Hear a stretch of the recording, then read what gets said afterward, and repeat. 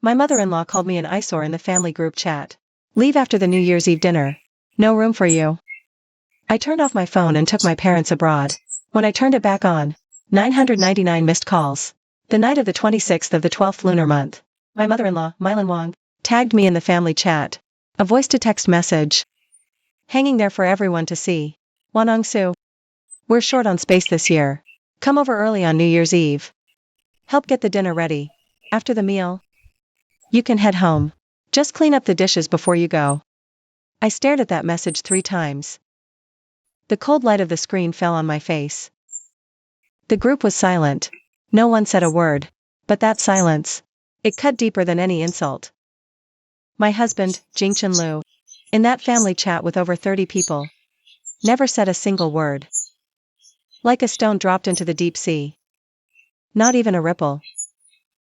Outside, the bitter wind of Bay City's 12th month howled. As if weeping for someone. My name is Wanong Su. I'm 28. Married for 3 years. 3 years ago, I was still a girl full of hope for marriage. I believed marrying for love meant finding happiness. Jingchen Liu was my college classmate. When he chased me, he wrote love letters, saved seats, whispered all kinds of sweet nothings. Back then, there was light in his eyes. The way he looked at me, like I was the most precious thing in the world.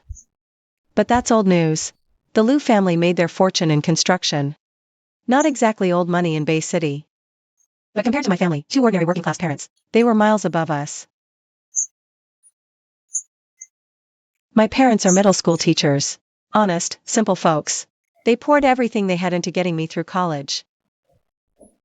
When we got married, his mother, Mainland Wang, was against it from day one. She thought I married up. Her favorite phrase was always, "Humble girls have narrow minds." I didn't get it then. I thought if I was good, hardworking, understanding enough, she'd eventually accept me. Looking back now, God, how naive I was. 3 years of marriage. I've learned a lot of things. I learned to keep my head down and say yes when she lectured me. I learned to retreat to the kitchen at family gatherings. I learned to smile gracefully, without flinching, at Jingchen's cousins, flashed their newest designer bags. I learned to file down my own sharp edges. To shrink my presence little by little. I learned to be the perfect, silent daughter-in-law. The invisible daughter-in-law of the Liu family. I'm a project lead at a design firm. The pay's not bad. But in Mainland Wang's eyes, my job and my salary are just some frivolous little hobby. Her son taking over the business. That's respectable. The irony is, most of my monthly paycheck goes right into this household's daily expenses. They call it household asset management, but I know. In my mother-in-law's mind, I'm only someone who's expected to show up when it's time to cough up money. As for Jingchen Liu, he's long gone from the boy in college who used to write me poetry. The business dinners and schmoozing smoothed out his edges and hardened his heart. He's becoming like his mother. Power and appearances. Habitually ignoring how I feel. He comes home later and later, and the cologne on his collar sometimes changes to brands I don't recognize. I asked once. He frowned and said it was client entertainment. Don't go looking for trouble. So I stopped asking. Once poked, cleaning up takes real strength. And I seem to have gotten used to sinking into the swamp of silence. Too exhausted to even struggle. The 27th of the 12th lunar month. I went to work as usual. The busy year-end wrap-up. Let me push the group chat aside for a while. But that chill stayed lodged in my chest. Like a Bay City winter. A bone-deep, damp cold. I just couldn't shake. After work, Jingchen Liu actually came home on time for once. He sat on the sofa, scrolling, as I changed shoes. Without looking up, he said, what Mom said. You saw it, right? New Year's Eve. We'll need you to put in some work. This year, Tingting and her husband. Coming home first time. Mom wants family together. Space is a little tight. So make a nice dinner, show some effort. It'll make Mom happy. I stood up straight and looked at him. Jingchen Liu, I'm your family too. At the New Year's Eve dinner, don't I get a seat at the table? Only then did he look up from his phone and glance at me. There was impatience in that look. Like he was staring at a child who didn't know any better. See, there you go again, overthinking everything. It's just about where to eat one meal. Mom values your cooking. When you're tired after, just head back and rest. The house will be noisy anyway. You won't sleep. Come back New Year's Day instead. He paused, then added, oh, right. Mom said. To make it grand. Lots of seafood. Abalone and lobster are a must. She already told the relatives. Our daughter-in-law will shine. Cover it now, I'll pay you back. They love my cooking. I remember last year's dinner. I was running around the kitchen nonstop. Only after they'd eaten and left a mess was I called to sit. And what I got were the leftovers. Mylan Wang just smiled and told the relatives. Look at our Wadong, she just loves hiding in the kitchen. She's not presentable. They all laughed. Jingchen Lu laughed right along with them. That image is a thorn that's been stuck in my heart ever since. Every month, aside from my basic expenses, most of my salary went into this household. Jingchen Lu's money, supposedly tied up in business cash flow, or managed by his mother. I barely had access to any of it. My own savings? Pennies I'd scraped together bit by bit since I started working, plus the money my parents would quietly slip me now and then. That was my last lifeline. Meager, but it belonged to me. I didn't take the bait on Jingchen Lu's money talk. I simply asked, what if I'm not just tired? What if I don't want to eat and leave? What if I want to spend New Year's Eve with my own husband, in the home that's legally mine? Jingchen Lu's face darkened. Wanong Su, it's New Year's. Don't cause trouble. Mom's got it handled. Just obey. Asking you to chip in a little is too much now? Look at Ting Ting. She married so well. She returns home in glory. And look at you. His words stopped abruptly, but the contempt in them, and the comparison, hit me like a slap across the face. I watched him turn back to his phone, and suddenly I felt. He was a complete stranger, and I had never been more clear-headed. That chill that had been spreading through my chest had now frozen solid. 3 years. I've learned enough. I learned to stay silent. I learned to endure. I learned to lower myself in the face of their disdain.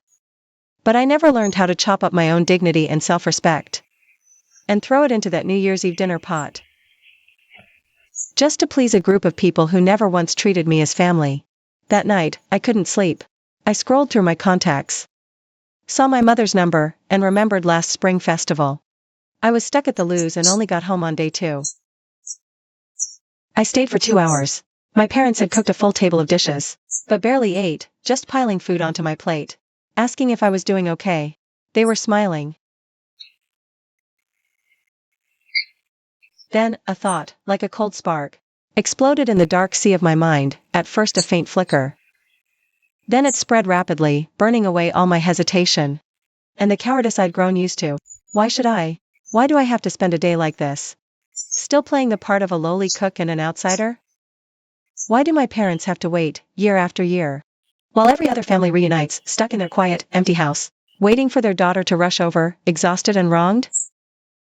I sit up slowly. Next to me, Jingchen Lu snores lightly. I pick up my phone. The screen light illuminates my expressionless face. First, I email my direct supervisor at work, requesting all of my accrued annual leave, starting tomorrow. Then I open a travel app.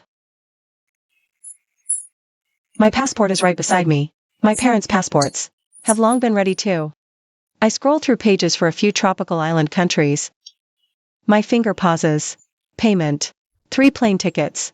Departing tomorrow evening. Hotel booking. Ocean view suite. Simple itinerary. All I need is sun and sand. Far away from this familiar, suffocating air. I need to make my parents genuinely smile for once. In the warm ocean breeze, in a true reunion. By the time I finish, dawn is breaking. I'm wide awake. The ice in my chest is melting. In its place, a nearly trembling point of no return calm. I get out of bed and quietly start packing. I only take the essentials. A few summer outfits, documents, bank cards, my own payroll card, and the card with my personal savings. As for anything from the Lu family, or joint cards with Jingchen Lu, I don't touch any of it. I don't need their money to start my new life. The morning of the 28th. Jingchen Lu gets up in a hurry, washes up, and gets ready to leave. On his way out, as if just remembering, he says to me, "Remember to pick up the New Year goods Mom asked for today. She sent you the list. And put some thought into the New Year's Eve dinner menu. Send it to the family group for Mom's approval." I'm facing the vanity mirror, carefully applying a bright lipstick I haven't used in ages. I watch him through the mirror and say calmly, "Okay." He gives me a suspicious look, probably sensing something different in my compliance today. But he's in a rush and doesn't push further. He turns and leaves. Hearing the door close, I set down the lipstick, pick up my phone, and call my mom. "Mom, it's me. Pack a few summer clothes, your ID, passport. Have them ready." "Yes, right now. I'll come home to pick you both up soon. Don't ask so many questions. We're going away for the new year." On the other end, my mother is clearly stunned, then worried. "Wantong, what's wrong? Did something happen? You're not going to the Lu families on New Year's Eve? That breaks all the rules." I cut her off, my voice steady. I even added a light, easy laugh. "Mom. Just the three of us for New Year. I'm taking you to the ocean. Sunbathing. Tickets and hotel are already booked. It's time we lived for ourselves for once." My mother was silent on the other end for a moment. I heard her take a soft breath, then she said, "Okay. We'll follow your lead." At 10, I picked up my nervous, yet quietly excited parents and headed straight for the airport. On the airport expressway, I opened that group chat one last time. The one called Home and Harmony. In the group, my mother-in-law had sent another voice message. "Wanong-su, plan the menu yet? Seafood needs early ordering. Don't screw this up." My sister-in-law Lu Tingting chimed in. "Sis-in-law, Mom's waiting. Oh, by the way, my husband loves coral trout. Make sure you buy some." A few relatives piled on too, saying they wanted to taste my cooking. I stared at the screen, finger hovering for seconds. Then I took a screenshot, saved it, and exited WeChat. I found settings, and powered off my phone. "Mom, Dad, call home and let them know you're safe. Just say we're traveling for a while. We'll be back eventually. Then turn off your phones." I handed my powered-off phone to my mother. "Mom, hold this for me." My parents exchanged a glance and did as I said. 3 phones went dark one by one, sinking into silence. The airport terminal was bustling and loud, but the 3 of us sat there in the waiting area, and the world around us suddenly felt quiet. My father rubbed his hands together, a little uneasy. My mother gripped my hand tightly. Her palm was cool, but her eyes held a long-lost light, hers alone. The boarding announcement came on. I picked up my small carry-on, linked arms with my parents. The plane soared up, breaking through Bay City's thick, lead gray overcast, heading south, toward that stretch of brilliant blue and sunshine. Outside the cabin, above the clouds, sunlight blinding, my new year began. 30,000 feet. In a place without him. Nothing to do with any of them. When we landed, the hot, humid sea breeze of the south hit us, wrapping around the 3 of us like a soft, warm blanket. The initial unease on my parents' faces slowly gave way to wonder, and then relief, as they took in the impossibly blue sky and the swaying palm trees. The beachfront hotel we checked into had a balcony facing the endless ocean. The waves rolled in steady and gentle. My mother touched the smooth railing and whispered, "This must have cost a fortune." I linked my arm through hers, rested my head on her shoulder. I never turned my phone back on. That phone, Bay City, the Lu family, Jingchen's wife. I shoved it into the bottom of my suitcase, like burying a history I wasn't ready to face. I used the local SIM card I'd hastily bought before leaving to send a brief text to my boss, just to let them know I was safe, telling them to reach me at this number if anything urgent came up. My boss replied quickly, tone easy and forgiving, telling me to handle family matters, not work. The 28th. We roamed the island. At first, my parents couldn't quite let go, habitually checking prices, habitually suggesting maybe we shouldn't go, until I practically forced them with my let me handle it attitude. Then they slowly relaxed. Dad loved deep-sea fishing. Even though he caught nothing, he was grinning ear to ear. Mom adored the tropical fruit and seafood markets. We walked barefoot on the fine white sand, watching the sunset gild the ocean. No one mentioned Bay City. No one mentioned the Liu family. No one mentioned that WeChat group called Home and Harmony. At night, we lay on beach chairs, listening to the tide, chatting idly about embarrassing stories from my childhood, about my parents' youth, warmth suppressed for years by petty squabbles, cold silences, and walking on eggshells. It was as if the salt-tinged sea breeze had reawakened it all. And it began to trickle out, bit by bit. I knew the doubt and worry in my parents' hearts had never truly gone away, but they chose not to ask. With complete trust and support, they accompanied me on this escape. That silent protection hit me harder than any words ever could. And it only made me more resolute. Meanwhile, back in Bay City, time was ticking toward the evening of the 29th. At first, Wang Dongsu would occasionally be slow to reply because of work, until his mother, Mylan Wang, called. Voice sharp with displeasure, Jingchen Lu. What's wrong with your wife? I asked her to send the menu. It's been a whole day. No sign of her. No reply. Does she even respect me as her mother-in-law? Only then did Jingchen Lu frown. He dialed my number. The receiver played that cold, standard power off recording. He called 3 times in a row. Same thing. A wave of nameless anger surged up, mixed with a faint, almost imperceptible panic that he himself refused to acknowledge. He opened WeChat and sent a message. A red exclamation mark stabbed at his eyes. Message rejected. No, more like the other party had turned off the phone. No network. He scrolled through moments. My last post was an industry article I'd shared on the 27th. Stayed on an industry article reposted on the 27th of the 12th lunar month. Maybe her phone's dead. Or broken. He said it to his mother, but he was trying to convince himself. Mylan Wang's voice went shrill on the other end. Tomorrow's New Year's Eve. The whole family's waiting to eat. She vanished on purpose. She's gotten too big for her britches, making me look bad on purpose. Jingchen Lu, I told you from the start. A girl from a humble background won't work out. No manners. No sense of what matters. You find her and bring her back. Now. Jingchen Lu calmed his mother down as best he could. Then he tried calling my parents' landline. It rang and rang. No answer. Then he tried my mother's cell. Also off. Now he was really starting to panic. The feeling of losing control gnawed at him. He drove to my parents' house. Knocked. No answer. He asked a neighbor. The neighbor said, I think I saw the old couple leaving with suitcases yesterday. No idea where they went. Wang Dongsu had vanished. And her parents with her. By New Year's Eve morning, relatives were already trickling into the Liu house. Mylan Wang forced a smile and played hostess. Her eyes darted to the door, face darkening. Jingting Lu sat cracking sunflower seeds with her husband. Loud enough for everyone around to hear. Mom, don't you think sister-in-law has a problem with you? Otherwise, why would she be unreachable at a time like this? What are we supposed to do about dinner? I already told Mingho that sister-in-law was planning a big show this year. Their eyes darting between the empty kitchen and Mylan Wang's sour expression. Mylan Wang had been proud her whole life. She cared most about face, now humiliated. Like she'd been slapped in public.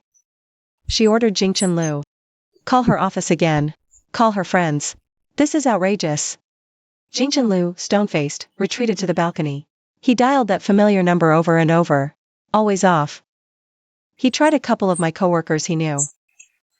They either said they didn't know or that Supervisor Su is on leave. No idea about the details. Frustration and rage churned inside him.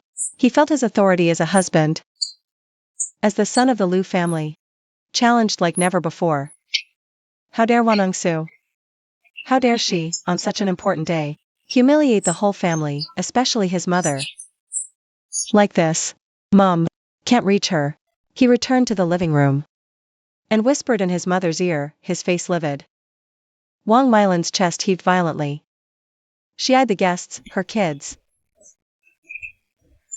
Their gossipy stares. Cold kitchen. Fury surged.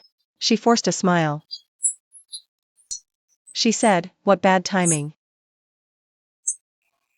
Wandong came down with a bad cold yesterday. High fever.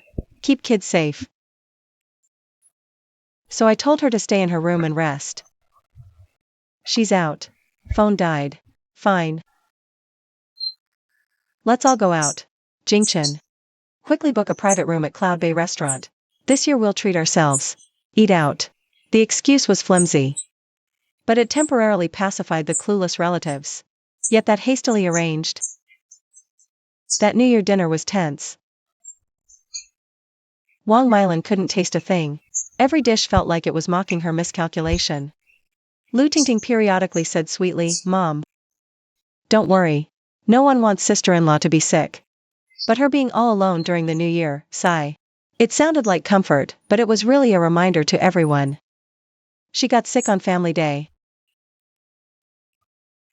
And was conveniently unreachable. Lu Jingchen downed several glasses of liquor. The fire inside him burned hotter and hotter. He felt that Su Wandong wasn't just defying his mother. She was slapping him in the face. Ruining his name. He believed. His mother's and sister's insinuations. Su Wandong did it on purpose. Using this extreme method to show her displeasure. To threaten them. This realization filled him with betrayal and rage. Beyond worry. He thought. He'd teach her a lesson. Let her know. Who runs this family? On New Year's Day, as usual. Su Wandong should have come over early to pay respects. Help prepare the meal. Endure the relatives. Overt and covert scrutiny and questions. But this year, home was empty. Last night's restaurant bill far exceeded the budget. Wang Mylan was pained by the money, and even more choked with resentment. Lu Tingting and her husband paid their New Year's respects. Took cash, kept asking. Bro. Sister-in-law's illness sounds serious. Did she go to the hospital? Which hospital? Shouldn't we go visit? Otherwise people will say our Lu family is heartless. Lu Tingting blinked, the picture of innocence. Lu Jingchen waved his hand irritably. Enough. Stop asking. We'll talk when she's better. Wang Mylan sneered. Better. I bet she's got a guilty conscience and is hiding out. Jingchen, you listen to me. This isn't over. You go to her company right now and find her. Check every place she could possibly be. I refuse to believe. A grown woman can't just vanish. She's doing this on purpose. To ruin our New Year. A daughter-in-law like this? The Lu family is better off without her. Jingchen Lu swallowed his pride and showed up again. My parents' house is still locked up tight. Neighbors vaguely heard them mention a trip. Anything else, they didn't know. The unease in Jingchen Lu's chest was spreading. And so was the anger. She actually took her parents and left? Where to? When is she coming back?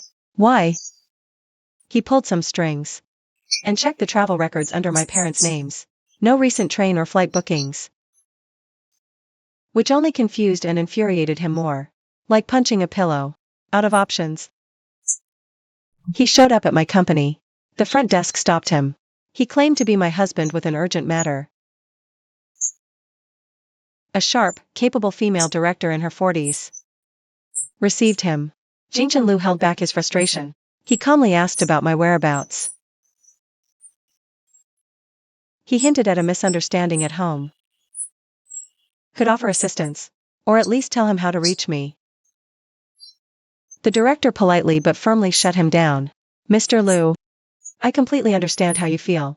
But Wandong Su is on approved, lawful annual leave. The company can't interfere with personal plans. Her contact information is private. Without her explicit authorization, or a legal matter involved, we cannot disclose it. As for your family issues, I'd suggest. That's something you and Wandong Su need to resolve directly. Jingchen Lu hit a brick wall. His face darkened. He felt they were covering for me. Or maybe I'd planned this all along, even got the company on my side before I left. As he walked out, he overheard whispers. The humiliation burned worse. From the 3rd to the 6th day of the New Year, Jingchen Lu and his mother pulled every string they could think of to find me. He even tracked down some college acquaintances of mine. People I was never close to. Fishing for information. Still nothing. I had evaporated like a drop of water, leaving no trace pointing anywhere. This feeling of losing all control turned Jingchen Lu's initial anger into growing agitation, even a trace of panic. He checked the household accounts and found the balance of our joint card had no unusual activity, but he didn't know the password to my personal payroll card, so he couldn't check it. Mainland Wang grew harsher with relatives to define my disappearance. She must have something to hide. She's probably got something shady going on outside. Too ashamed to come home. No upbringing at all. Ran off without a word, and even dragged her parents along. What kind of behavior is that? I think she's just unhappy with how the Lu families treated her, pulling this stunt on purpose to get leverage over us. Jingchen, when a wife like this comes back, her parents must come and answer to the Lu family. Otherwise, this marriage is over. These words, some of them trickled through other relatives' channels to distant relatives. But we were on the island, completely cut off from all this noise, under his mother's daily complaints and his sister's constant instigation. Whatever affection Jingchen Lu still had for me was worn down to almost nothing. What replaced it was a sense of wounded pride and an urgent need to correct the mistake. He began seriously considering his mother's words. Is a wife like this still fit to stay in the Lu family? If she comes back, she must fully submit, apologize in front of everyone, and from now on, be absolutely obedient. Otherwise, meanwhile, Mainland Wang, after enduring what she considered a humiliating spring festival, had her dissatisfaction with me escalate into pure loathing. She believed I made the Lu family a laughingstock among relatives, and destroyed the family image she had so carefully cultivated. She actively sought a suitable daughter-in-law. Even during a phone call with an old friend, she half-joked, "That one won't stay." No luck. Find someone sensible and obedient. And at that moment, the island sun poured down without reserve, tanning our skin, burning through our gloom. We dove, saw coral and fish, took a boat, chasing dolphins amid seasickness and laughter. On the beach at night, we joined a bonfire party with strangers. Dad even awkwardly danced a little, making Mom double over laughing. I stopped thinking about Bay City. Stopped thinking about Jingchen Lu. Stopped thinking about Mainland Wang. And Tingting Lu was still unreachable. That world of the past was sealed off behind an invisible wall. Sometimes late at night when I heard the waves, a flicker of doubt would surface. What would the consequences be? But seeing my parents smile so freely, and feeling a lightness and freedom I'd never known, the doubt would dissolve. There might be a price, but I would never regret it. The days drifted by. Just as we planned, we moved on to another city, taking in new sights and local life. My parents went from uneasy at first to fully embracing it, even starting to plan where we'd go next. Our conversations no longer revolved around the Lu family or my in-laws. Instead, they were full of admiration for the scenery and simple dreams of a normal future. Mom would quietly ask if I had enough money. I'd smile and tell her I still had some savings from work. More than enough for this trip. Wantong, what's your plan going forward? On our last night before leaving the island, Mom finally asked softly. There was concern in her eyes, but the initial fear was gone. I stared at the foreign neon lights outside the window and paused for a moment. Mom, don't worry. Once I go back, I'll handle it. Some things can't go on the way they used to. I didn't say exactly what I'd do, but the calm and resolve in my voice made Mom nod. She didn't press further. The final stop of our trip was a small town known for its gardens and quiet charm. We stayed in a guest house with a little courtyard, and life slowed down. Dad got obsessed with tending a tiny flower bed in the corner. Mom learned to make local pastries from the landlady. Sometimes I read, other times I just stared into space, letting my mind go completely blank. I knew turning off my phone wasn't forever. Every journey has an end, and eventually I'd have to go back and face everything I'd left behind. Beneath the calm surface, There were violent undercurrents waiting. Mainland Wang's fury. Jingchen Lu's wounded pride. Tingting Lu's toxic instigation. And in that family group chat, an avalanche of accusations, blame, and outright insults must have piled up. They were all in Bay City. In the home I'd temporarily escaped, festering and swelling. Waiting for the moment I returned, for the final explosion. But something inside me was quietly growing too. Replacing the old cowardice and hesitation. A courage rekindled under the sun. A confidence rebuilt on my parents' unconditional support. And the realization, beyond being the stifling daughter-in-law of the Lu family, I'm a capable professional with my own income. Someone who can take her parents away, that's Wanang Su. The return flight was booked for the evening of the 9th. Which means, on the 10th, I'll be back in Bay City. Phone on. Reconnected to that world. I don't know. And I'm not ready to imagine in detail what's waiting for me. But I do know this. The one on Sugu goes back. On the night of the 26th of the 12th lunar month. Are not the same person anymore. The southern breeze is warm and humid. Floral breeze stirs the courtyard curtains. Church bells echo faintly in the distance. Inside, my parents are quietly discussing what gifts to bring for their old friends back home. Before a storm hits, there's always this strange stillness. And in this precious, stolen quiet, I'm slowly gathering strength. The journey is almost over. But the real storm is just beginning. On the 9th evening, the plane touched down at Bay City Airport. The dry northern cold cut straight through our thin clothes, making me and my parents shiver involuntarily. Compared to the warm, humid south, everything here feels gray and hard. The fatigue of travel and the discomfort of returning to reality intertwined. But the three of us, our spirits compared to when we left. The bewilderment on my parents' faces is gone, replaced by a calm that comes from having weathered the storm. Even a quiet anticipation, not toward the Lu family, but concern and trust in their daughter, how I'll face this, how I'll handle it all. We took a cab to drop my parents off first. The whole way, my mother held my hand and said softly, "Wantong. Whatever you decide, your dad and I are behind you. We don't go looking for trouble, but we're not afraid of it either." My father nodded firmly beside her. My eyes grew warm. I squeezed her hand back. "I know. You two rest well. Don't worry about anything." By the time I got back to the home I shared with Jingchen Lu, it was late at night. I unlocked the door, and a stale mix of cigarette smoke and takeout stench hit me in the face. The living room lights were on, the TV playing on mute, flashing some mindless commercial. The coffee table buried under takeout containers, snack wrappers, and a few empty beer cans. On the floor, scattered ashes. Curtains drawn tight, as if during the 10+ days I was gone, time in this place had frozen and turned stagnant. This isn't the home I know.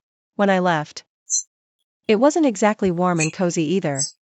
But at least it was tidy. What I'm seeing now, it looks like some washed-up bachelor's crash pad. I set down my luggage. Didn't turn on the main lights. Just went by the dim glow of the TV. Silently started cleaning up. Gathering the trash. Opening the windows. Letting the cold air blow out the stale stench. Every move was slow and mechanical. Like I was cleaning out a stranger's space that had nothing to do with me. Or maybe I was just steeling myself for what was coming. While I cleaned, I noticed some unusual details. On the sofa, there was a long flaxen-colored hair. Not mine. My hair is shoulder-length and black. Jingchen Lu keeps his short. Mainland Wang and Tingting Lu both dye theirs dark brown.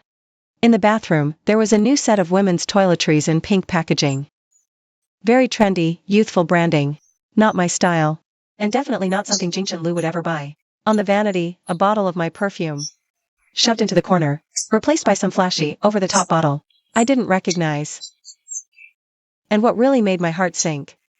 In the nightstand drawer by the master bed, I found something carelessly stuffed inside. A used laundry bag from some high-end hotel. The logo and check-in date printed right on it. Just a few days ago. The 5th day of the new year. Jingchen Lu isn't exactly a detail-oriented guy. I'm the one who handles the household shopping and cleaning. He would never go out and buy a new set of pink toiletries on his own. And he sure as hell wouldn't bring a hotel laundry bag home and hide it in a drawer. These traces were silently telling me. During the time I was away, in this very space, another woman had been coming and going, frequently. And it probably went way beyond just coming and going. My heart sank deeper and deeper. But strangely enough, there was no imagined stab of pain. No earth-shattering collapse. Just a cold, almost numb sense of course this was it. The past 3 years. All those details he'd brushed off. The occasional unfamiliar perfume. The later and later nights. In this moment, they all found their blurry footnote. I didn't touch any of it. I just calmly pulled out my phone. Took clear, sharp photos. The strand of hair. The toiletries. The perfume bottle. The hotel laundry bag. Close-ups. Especially the date on it. The next day, the 10th. I slept in late. Not because I was tired, but because I needed time to gather my courage and my thoughts. My parents texted, telling me to eat and not push myself too hard. I replied, told them not to worry. That afternoon, I turned on the phone that had been dead silent for over 10 days. The moment it reconnected to the network, it was like pulling someone. Like being jolted back to life by a defibrillator, it started going off. Buzzing non-stop, the screen lighting up again and again.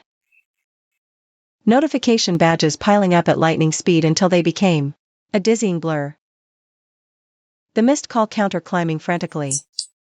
Finally settling on a number that made my stomach drop. 999. The vast majority from Jingchen Liu. Followed by Mainland Wang. And numbers from various Liu family relatives I barely knew. The red badge on the WeChat icon was too large to even display a number, replaced by a single ellipsis. I didn't open any of them right away.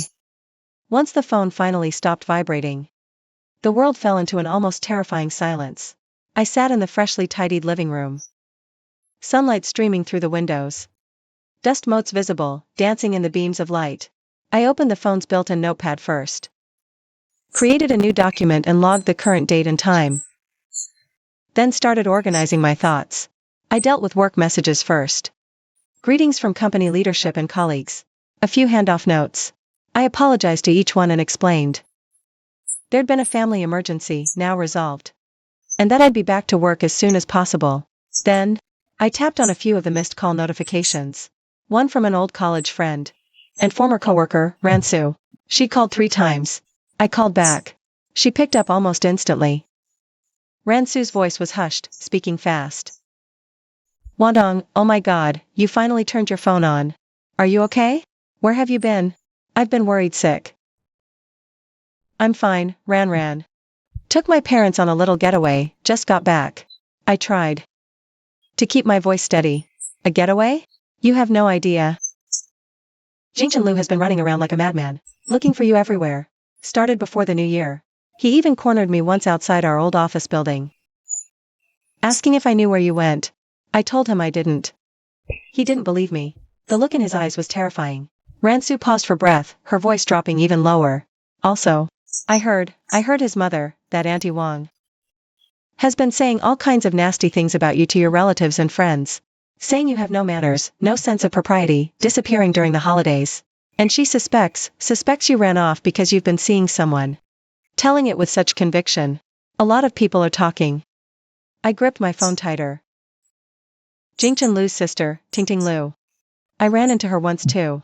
She and her husband spotted me at the mall. They're snide digs, some people don't know their place. Reaching for stars with filthy hands. Makes them a phoenix. As if they forgot where they came from. They had to be talking about you, Wandong. What is really going on with your marriage? You never breathed a word to me. It's nothing.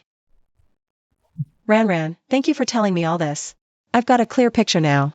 We'll talk it through another time. I hung up. Ransu's words confirmed some of my suspicions, and they cemented the fact that Mainland Wang and Tingting Liu had been slandering me behind my back. This is no longer just a private family conflict. It has spread into our social circles. They're trying to smear me. In the public eye, they played moral.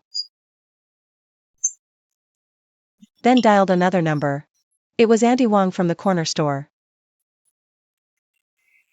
We chat when I shop. She's down to earth. I helped her once, she remembered. It's Wantong. Oh. Wantong, you're back. Auntie Wang, surprised, whispered, "You okay?" "Oh, you have no idea. Over the New Year holiday, your mother-in-law and your sister-in-law came by several times. They banged loudly, no answer. Stormy faces. Your mother-in-law even came here asking if I'd seen you. I told her I hadn't. Then she started running her mouth. The monk can run, but the temple can't hide. Don't return." Was right there egging her on. "Oh, and around the 5th or 6th. Something like that. One night, pretty late. I saw a woman, young, all dolled up to the nines. Coming back with your Jingchen Lu. She stayed a while. I know I'm nosy. But you watch yourself, okay? Thank you, Auntie Wang. I know now." I hung up. My heart was beating steadily in my chest. But my blood felt cold. Auntie Wang's words filled in the last missing piece. The strange traces in the house. Jingchen Lu's constant busyness. Mainland Wang and Tingting Lu's desperate searching and slandering. And that young woman who came home late at night with Jingchen Lu, all dolled up. The timeline checks out too. The hotel laundry bag was dated the 5th. I opened WeChat. I didn't check the family group chat first, nor Jingchen Lu's private messages. I tapped open my chat thread with Jingchen Lu. Scrolled up. The conversation history stopped at his last message, "Buy New Year groceries." I took a screenshot. Then I opened my call log and screenshotted the 999 missed calls. Then I opened my photo album. I put the photos I'd just taken of the evidence around the house, with screenshots from December 26th on the lunar calendar, where my mother-in-law tagged me in the family chat, telling me to leave after cooking. All into one newly created, encrypted album labeled The Record. After all that, I poured myself a glass of water, drank it slowly, and then, only then, did I open that long silent Home and Harmony family group chat. Messages were at 999 plus. I scrolled to the top and read from the day I turned my phone off. The first few dozen messages were Mainland Wang and my sister-in-law, Tingting Lu, trading jabs back and forth, pushing and interrogating. "Wanong Su, where's the menu? Where the hell did you go?" Wanong Su won't even answer her phone. "What's your problem, sis-in-law? Mom's talking to you. It's New Year's. Can you not upset Mom for once?" Then Jingchen Lu's messages were mixed in there, trying to cover for me, but the excuses sounded even more pathetic. Wantong's phone probably died. She wasn't feeling well. I'll reach out to her. Then, on New Year's Eve itself, Mainland Wang announced that I had a bad cold and couldn't make it. And then a bunch of relatives offered fake concern. Starting from New Year's Day, the tone gradually shifted. After Jingchen Lu's weak excuses still haven't reached her, she might have gone to a friend's place. Mainland Wang's fury completely erupted. Her language got uglier. "I see it now. She's doing this on purpose. She doesn't know when she's got it good. She has no manners at all. Did our Lu family ever let her go hungry? Go thirsty? She doesn't know how to appreciate anything. Jingchen, I'm telling you, our Lu family can't afford a wife like this. When she gets back, she needs to be put in her place." Tingting Lu was right there fanning the flames. "Mom, don't work yourself up over this. Maybe my sister-in-law had an emergency. Bro, don't stress too much. She's a grown woman. It's not like she's just gonna disappear. Maybe she has something she can't bring herself to say." Some relatives started chiming in, blaming me. "So immature. It's New Year's. She's making the elders worry. She's making the whole family miserable." One or two older relatives tried to calm them down, to wait and just ask me. But those voices were drowned out by criticism. The messages kept flooding in until a few days ago. The content turned into Mainland Wang and Tingting Lu, throwing out all kinds of veiled insults, hinting that she was implying I'm unprincipled, guilty, and badly raised. That maybe I ran off with money, or I've been seeing someone else. Jingchen Lu's responses became fewer and fewer. He fell silent, accepting every accusation. Calmly, I screenshotted each message and saved them one by one, especially the vicious insults and the personal attacks. And every part where Jingchen Lu just stood by and let it happen. This was their confession, written in their own words. After securing evidence, dawn broke. Had already darkened into dusk. I knew the final step could no longer be avoided.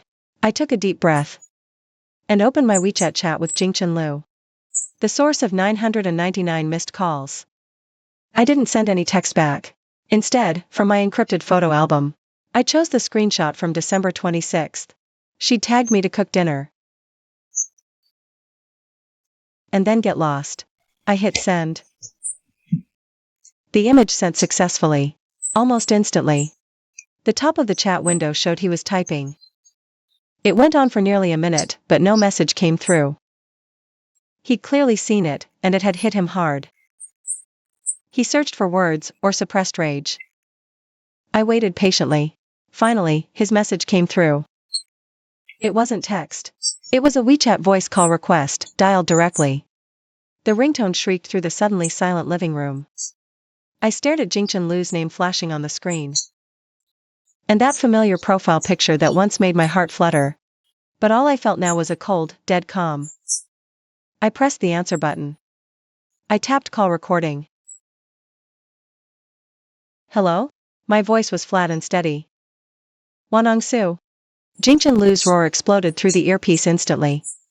His voice, twisted by extreme fury and days of pent-up agitation, was so distorted it nearly pierced my eardrum. Where the hell were you? I said nothing.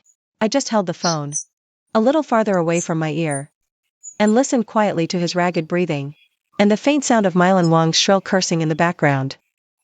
Is it that slut? The call went through. Put her on.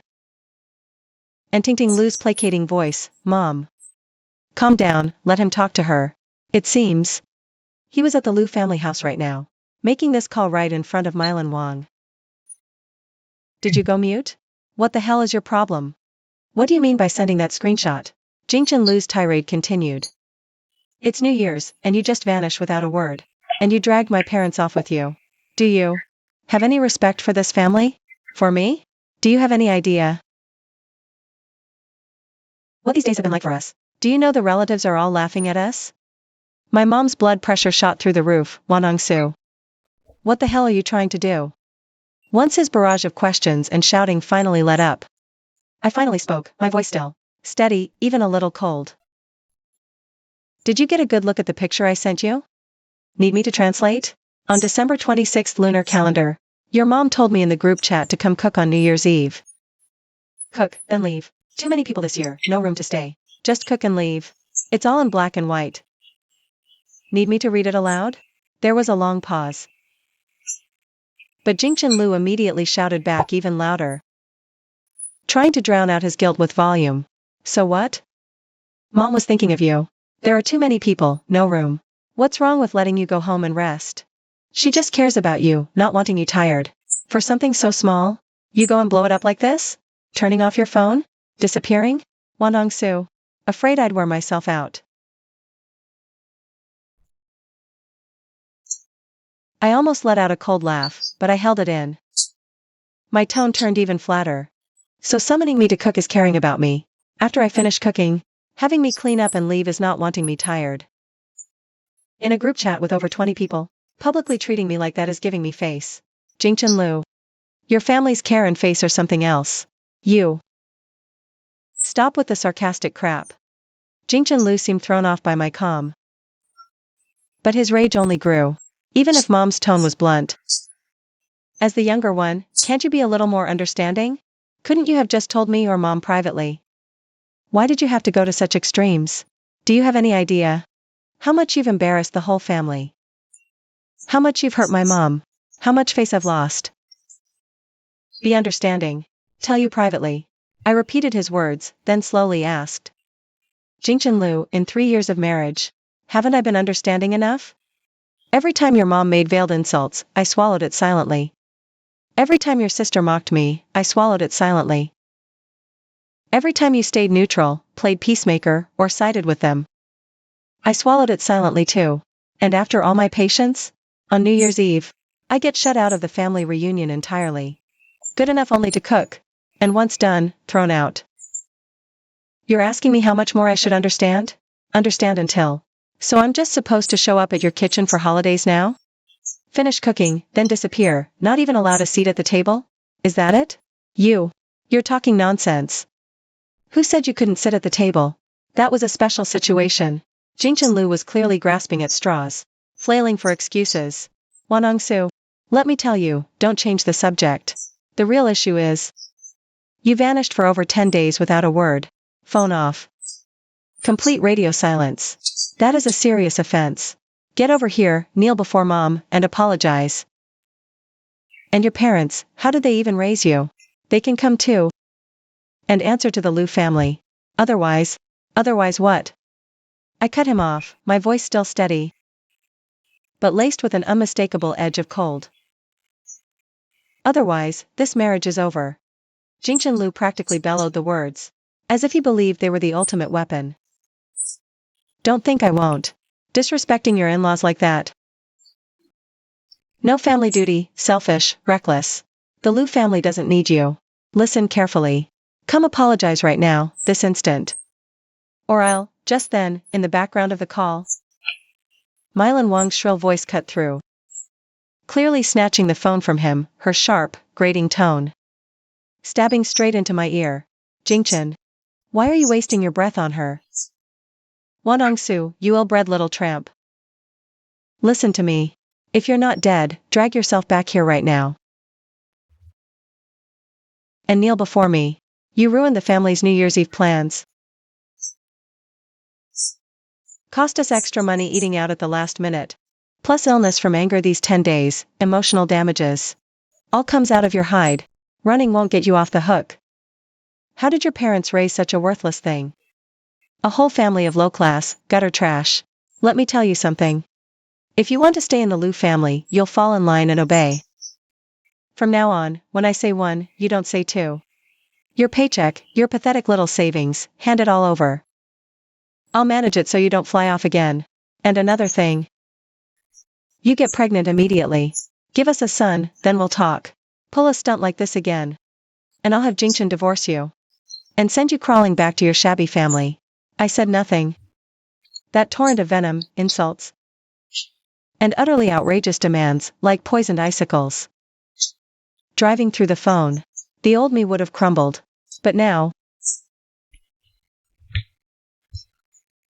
listening to her rage-fueled, control-obsessed ranting, the cold, still place in my heart only grew harder and sharper.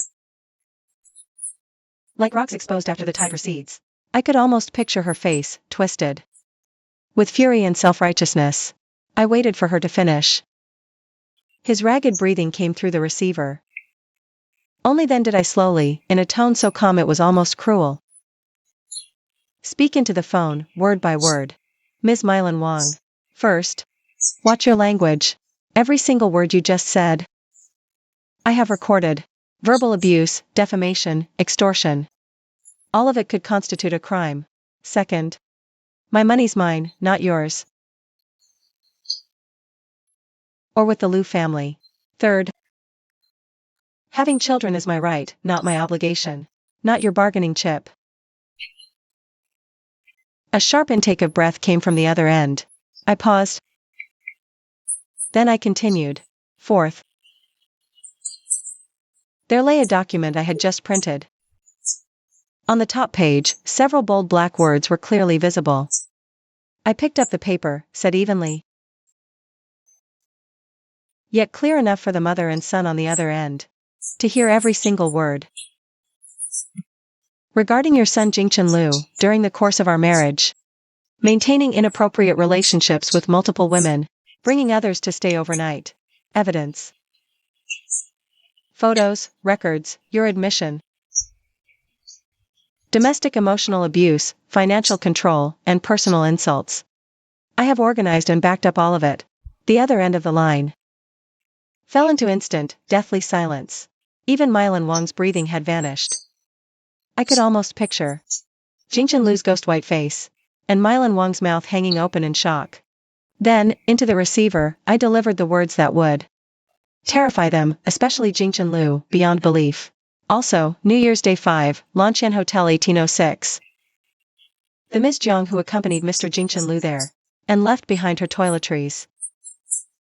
Want her name and 17 check-ins? From last August until now, at places like Yuexia and Jinni hotels, to help jog your memories? The other end of the line was dead silent for over 10 seconds. So silent I could hear my own steady breathing. And through the line, the faint sound of their ragged, Chaotic, barely suppressed panting. I could picture perfectly the expression on Jingchen Lu's face at this moment. That face, always carrying a hint of impatience and superiority, must now be drained of all color, lips trembling, pupils dilated from extreme shock and panic. And Mylan Wang? That snobbish mother-in-law must be dumbstruck, eyebrows and all. She must be utterly dumbstruck right now, her meticulously groomed eyebrows almost reaching her hairline, her lipsticked mouth hangs open unconsciously, like a fish out of water. Why you're talking nonsense? What Miss Jiang? What hotel records? Wanang Su? Have you lost your mind? You dared investigate me? Where did you hear this garbage? Jingchen Lu's voice finally breaks through again. But the earlier rage and self-righteousness are gone. All that's left is a shrill, blustering shriek, with a faint, barely detectable tremor at the edges. He's trying to drown out his guilt with volume, trying to shift the focus with accusations. His usual tactic. But right now, it's pathetically transparent. Lanshan Hotel, room 1806. Checked in on the 5th night of the new year, 10:37 p.m. Checked out the next day at 12:02 p.m. Registered under Jingchen Lu. Companion. She knew a Jiang. Should I read off the last 4 digits of Miss Jiang's ID number? Or perhaps the receipt for her favorite Peaches Seduction perfume? Oh, and by the way, under the passenger seat of your car, there's an earring she accidentally left behind. Would you like me to describe it? My pace is calm, even carrying a cruel sort of stillness. Every word lands like a cold stone, sinking precisely into the chaos of his mind. No. That's not, you're slandering me. She's a client. Yes, an important client. We were just discussing business. Jingchen Lu's defense is a logical mess. What kind of business requires a client to spend the night at a hotel and leave behind personal toiletries? Jingchen Lu, you. Mylan Wang's shrill voice cuts in abruptly, laced with furious disbelief. But even more so with the panic of someone trying to regain control. You. Don't listen to her nonsense. This woman is insane. She's trying to sling mud at you. She's obviously the one with secrets, dirty dealings on the side, and now she's turning it around on you. Don't be afraid, son. Mom will handle this. See? That's Mylan Wang. Even with the truth staring her in the face, her first instinct is never to find out what really happened, but to protect her son's reputation. To protect the Lu family's image, and without hesitation, throw the dirt right back at me. She doesn't even ask her son if it's true.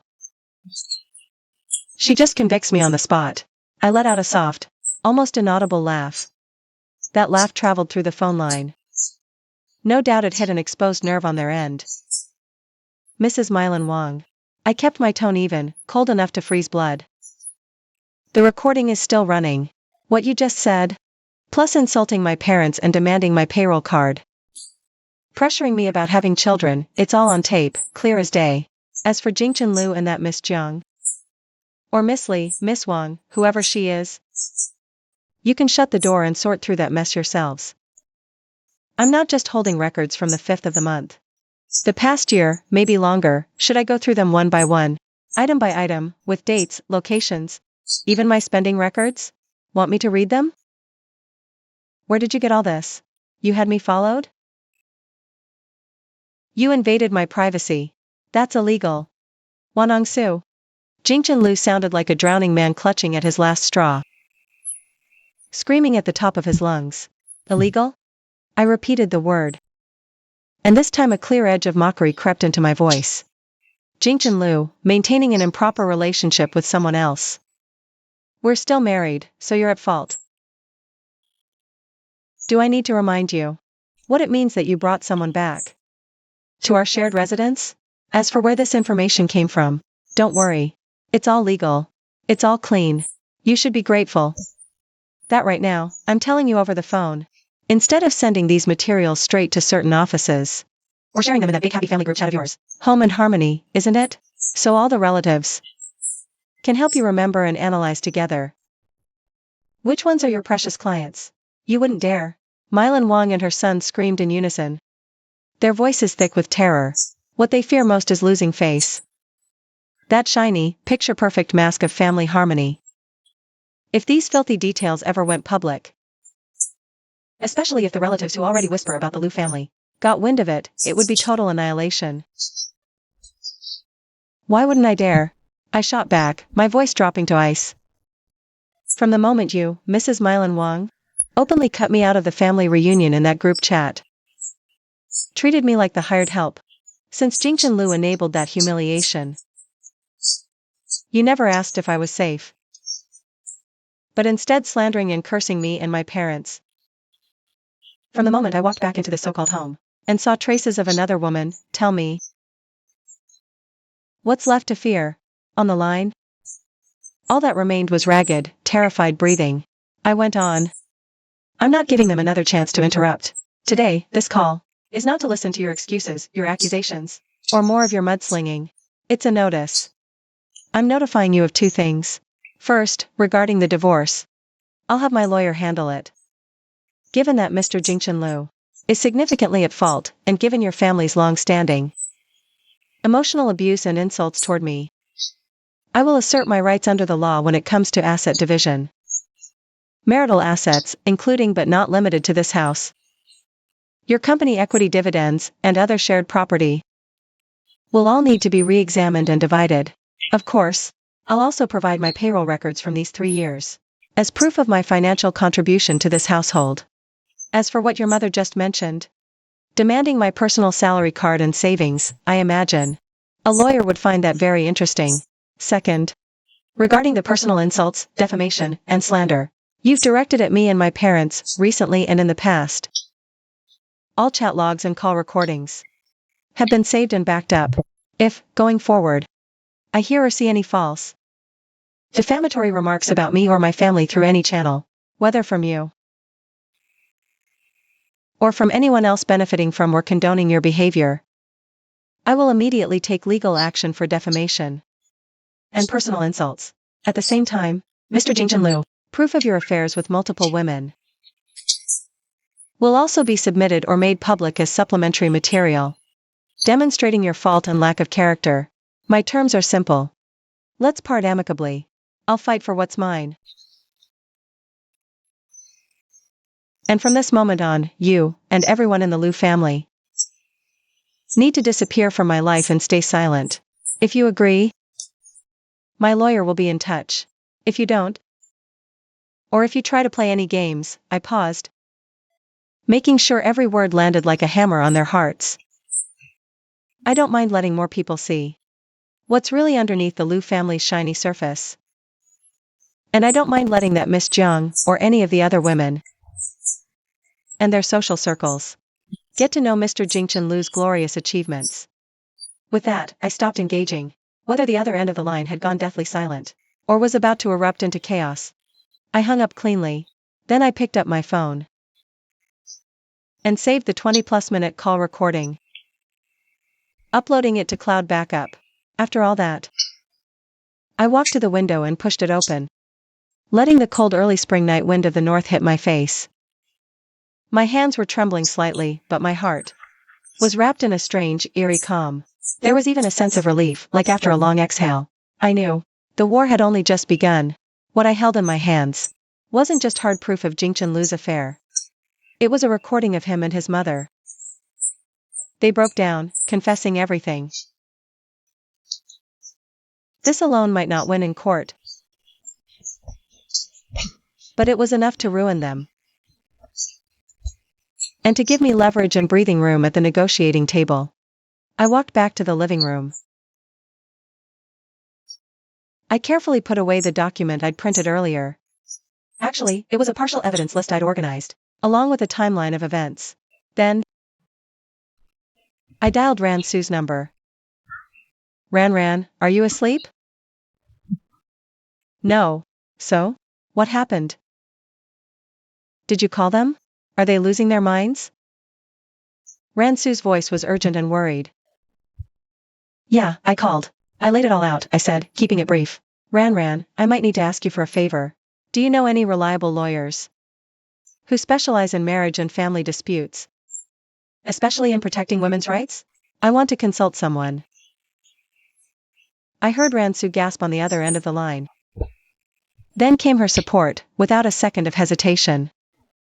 You finally decided. A lawyer? I've got someone. My cousin works in exactly this field. She's renowned for defending women. And she's incredibly empathetic. I'll send you her contact right now. You're doing the right thing. The sooner you divorce that garbage family, the sooner you're free.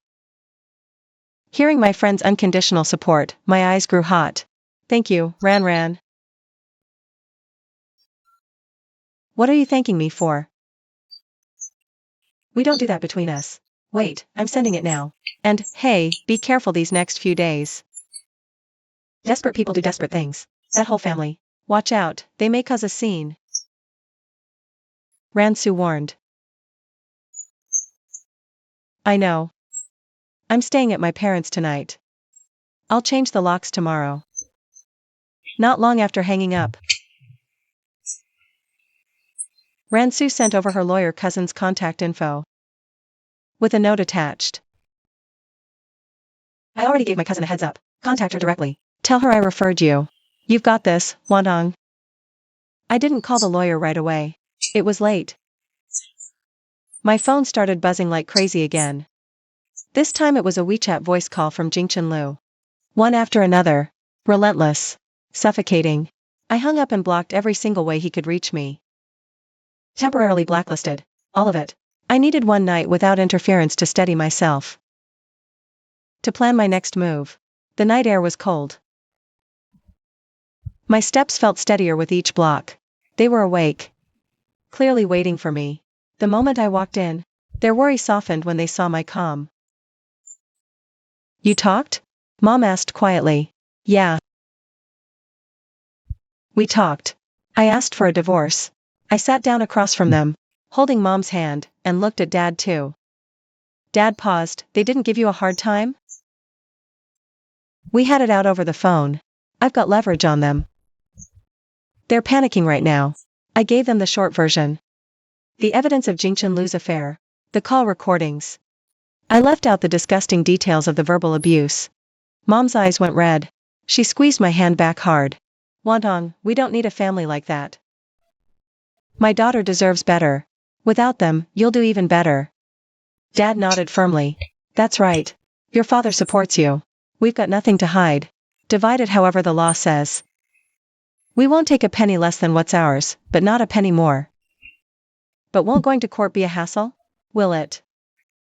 Will it hurt your reputation? Dad, Mom, don't worry. I'll hire a good lawyer. Everything by the book. I don't seek trouble, but I'm not afraid. They want face. They want to keep up that fake harmony. Then they'll concede. If they don't care. Then I've got even less to lose. I laid it out coldly. Worst case? We burn every bridge and see them in court. I've got evidence and truth. I'm not scared. I slept at my parents' house, in my old room from before the wedding. And I slept surprisingly well. No nightmares. No jolting awake. I knew the real fight would start tomorrow. But at least I'd already drawn my sword. I'd seen my enemy clearly. And I'd drawn my line in the sand. On the other side of the city. Inside the Lu family mansion, it was surely a sleepless night. Mylan Wang's screaming and sobbing. Jingchen Lu's irritable excuses. The sound of things being smashed. Maybe even Tingting Lu adding fuel to the fire. Or desperately trying to calm everyone down. But all of that? None of it was my problem anymore. That suffocating swamp. I had finally taken my first step out. There might still be thorns ahead, but every step from here would be toward the light. I knew it. From the moment I said Lanshan Hotel, room 1806. Me and Jingchen Lu, and the entire Lu family. There's no going back now. And that's exactly what I wanted. The next morning, I woke up under my parents' worried gazes. But my spirit was surprisingly clear. For the longest time, the boulder pressing on my chest had finally cracked open. Even if there's a storm raging on the other side of that crack, at least fresh air is getting in now. I didn't rush to unblock Jingchen Lu. I washed up, ate the breakfast Mom made, then sat by the window. And in the morning light, I contacted the lawyer Ran Su recommended, Attorney Ching Shen. On the phone, I briefly explained my situation. Her tone was professional and steady. She asked me to bring my current materials to her office for a consultation. Before heading out, I made a stop at the home I shared with Jingchen Lu. Just as I expected, the lock had signs of forced entry. Fresh scratches around the keyhole. I let out a cold laugh. I unlocked the door. Inside was even more chaotic than last night. Clearly, someone had been here, and they were in a rage. The coffee table was overturned. A vase lay shattered on the floor. Water stains and wilted flower stems everywhere. Complete wreckage. I did a quick check. Aside from this tantrum-driven destruction, nothing valuable was missing. My personal belongings were never that many to begin with. Important documents, bank cards, and a few valuable pieces of jewelry. I'd quietly moved them to my parents' house the day I decided to leave. I calmly photographed the mess, especially the scratches on the lock, as supplementary evidence of his possible malicious intent. Then, I called a locksmith. Right in front of the technician. I had the old lock cylinder removed and replaced with a brand new one, with a higher security rating. While he was working, an unknown number called. I answered. It was Jingchen Lu. He was using someone else's phone. Wanong Su. You blocked me? How dare you? His voice was hoarse, thick with exhaustion and lingering rage.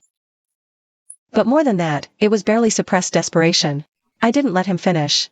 I cut him off. Say whatever you need to say to my lawyer. I'll send Attorney Shen's contact info to your original number. Also, without my permission. You trespassed and attempted to break the lock. I've already documented everything. If it happens again, I'm calling the police. That's my house. What's wrong with me going home? Jingchen Lu roared. Your house? My voice stayed flat. Yes, the deed is in your parents' names.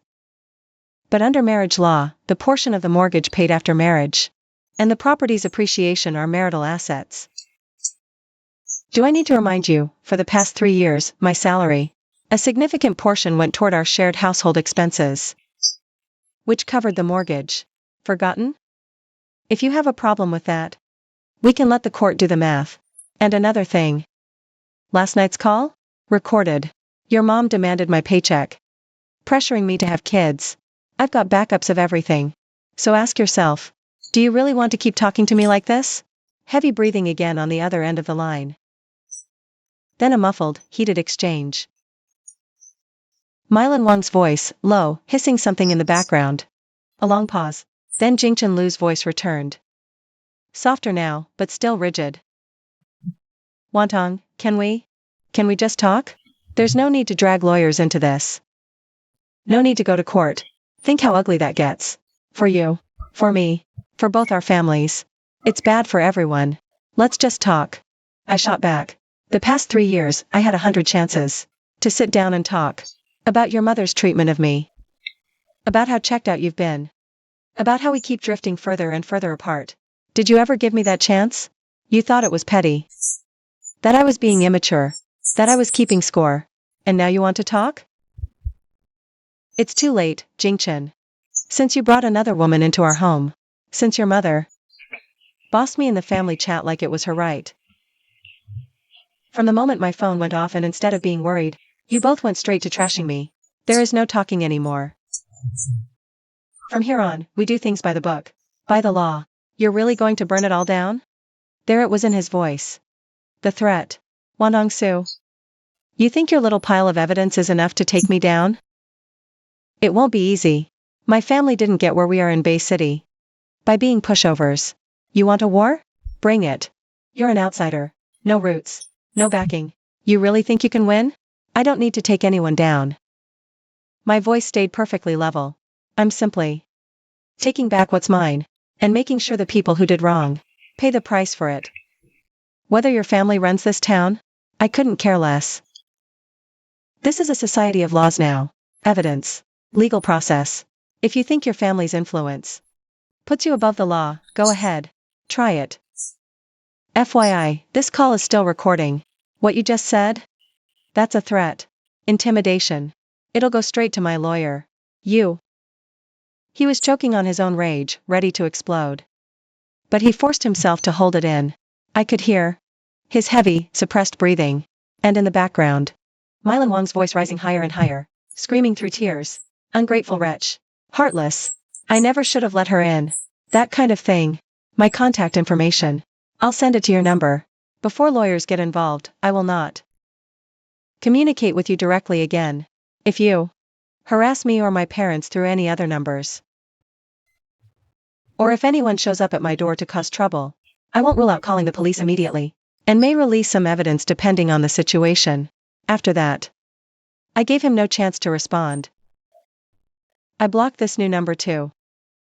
Then I sent Attorney Shen's law firm address and contact info via text to Jingchen Lu's original phone number.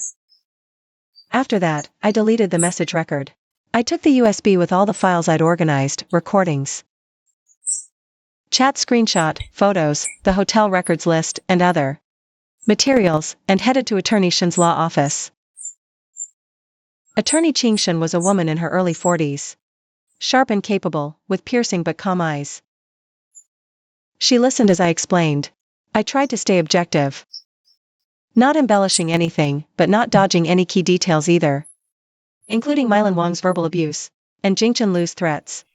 As she listened, Attorney Shen quickly scanned the materials, especially the transcript of that crucial phone recording. When I finished, she closed her notebook and looked at me. Ms. Su, I understand your situation now, based on current evidence. You are the non-at-fault party in this marriage. And Mr. Jingchen Lu shows serious fault, cohabitating with another person, or at the very least, repeated improper relationships. There's also documented evidence of prolonged emotional abuse from him and his family. These incidents, the New Year's Eve dinner, and the subsequent defamation, while not directly constituting severe legal fault on their own, can serve as supporting evidence that the marriage has broken down. And during asset division, the judge may consider your circumstances. So you're saying divorce isn't the issue. The key is asset division? I asked. Yes. Attorney Shen nodded. Dissolving the marriage isn't the issue. The difficulty and the focus lie in asset division. Your claim regarding your share of the jointly paid mortgage requires clear bank statements as proof. The equity dividends from his company are income earned during marriage, joint marital property. This requires investigation and evidence. If they don't cooperate, we may need to apply for a court order to compel discovery. Also, you mentioned his mother demanding your personal assets. Pressuring you to have kids doesn't affect asset split, but it's evidence of serious interference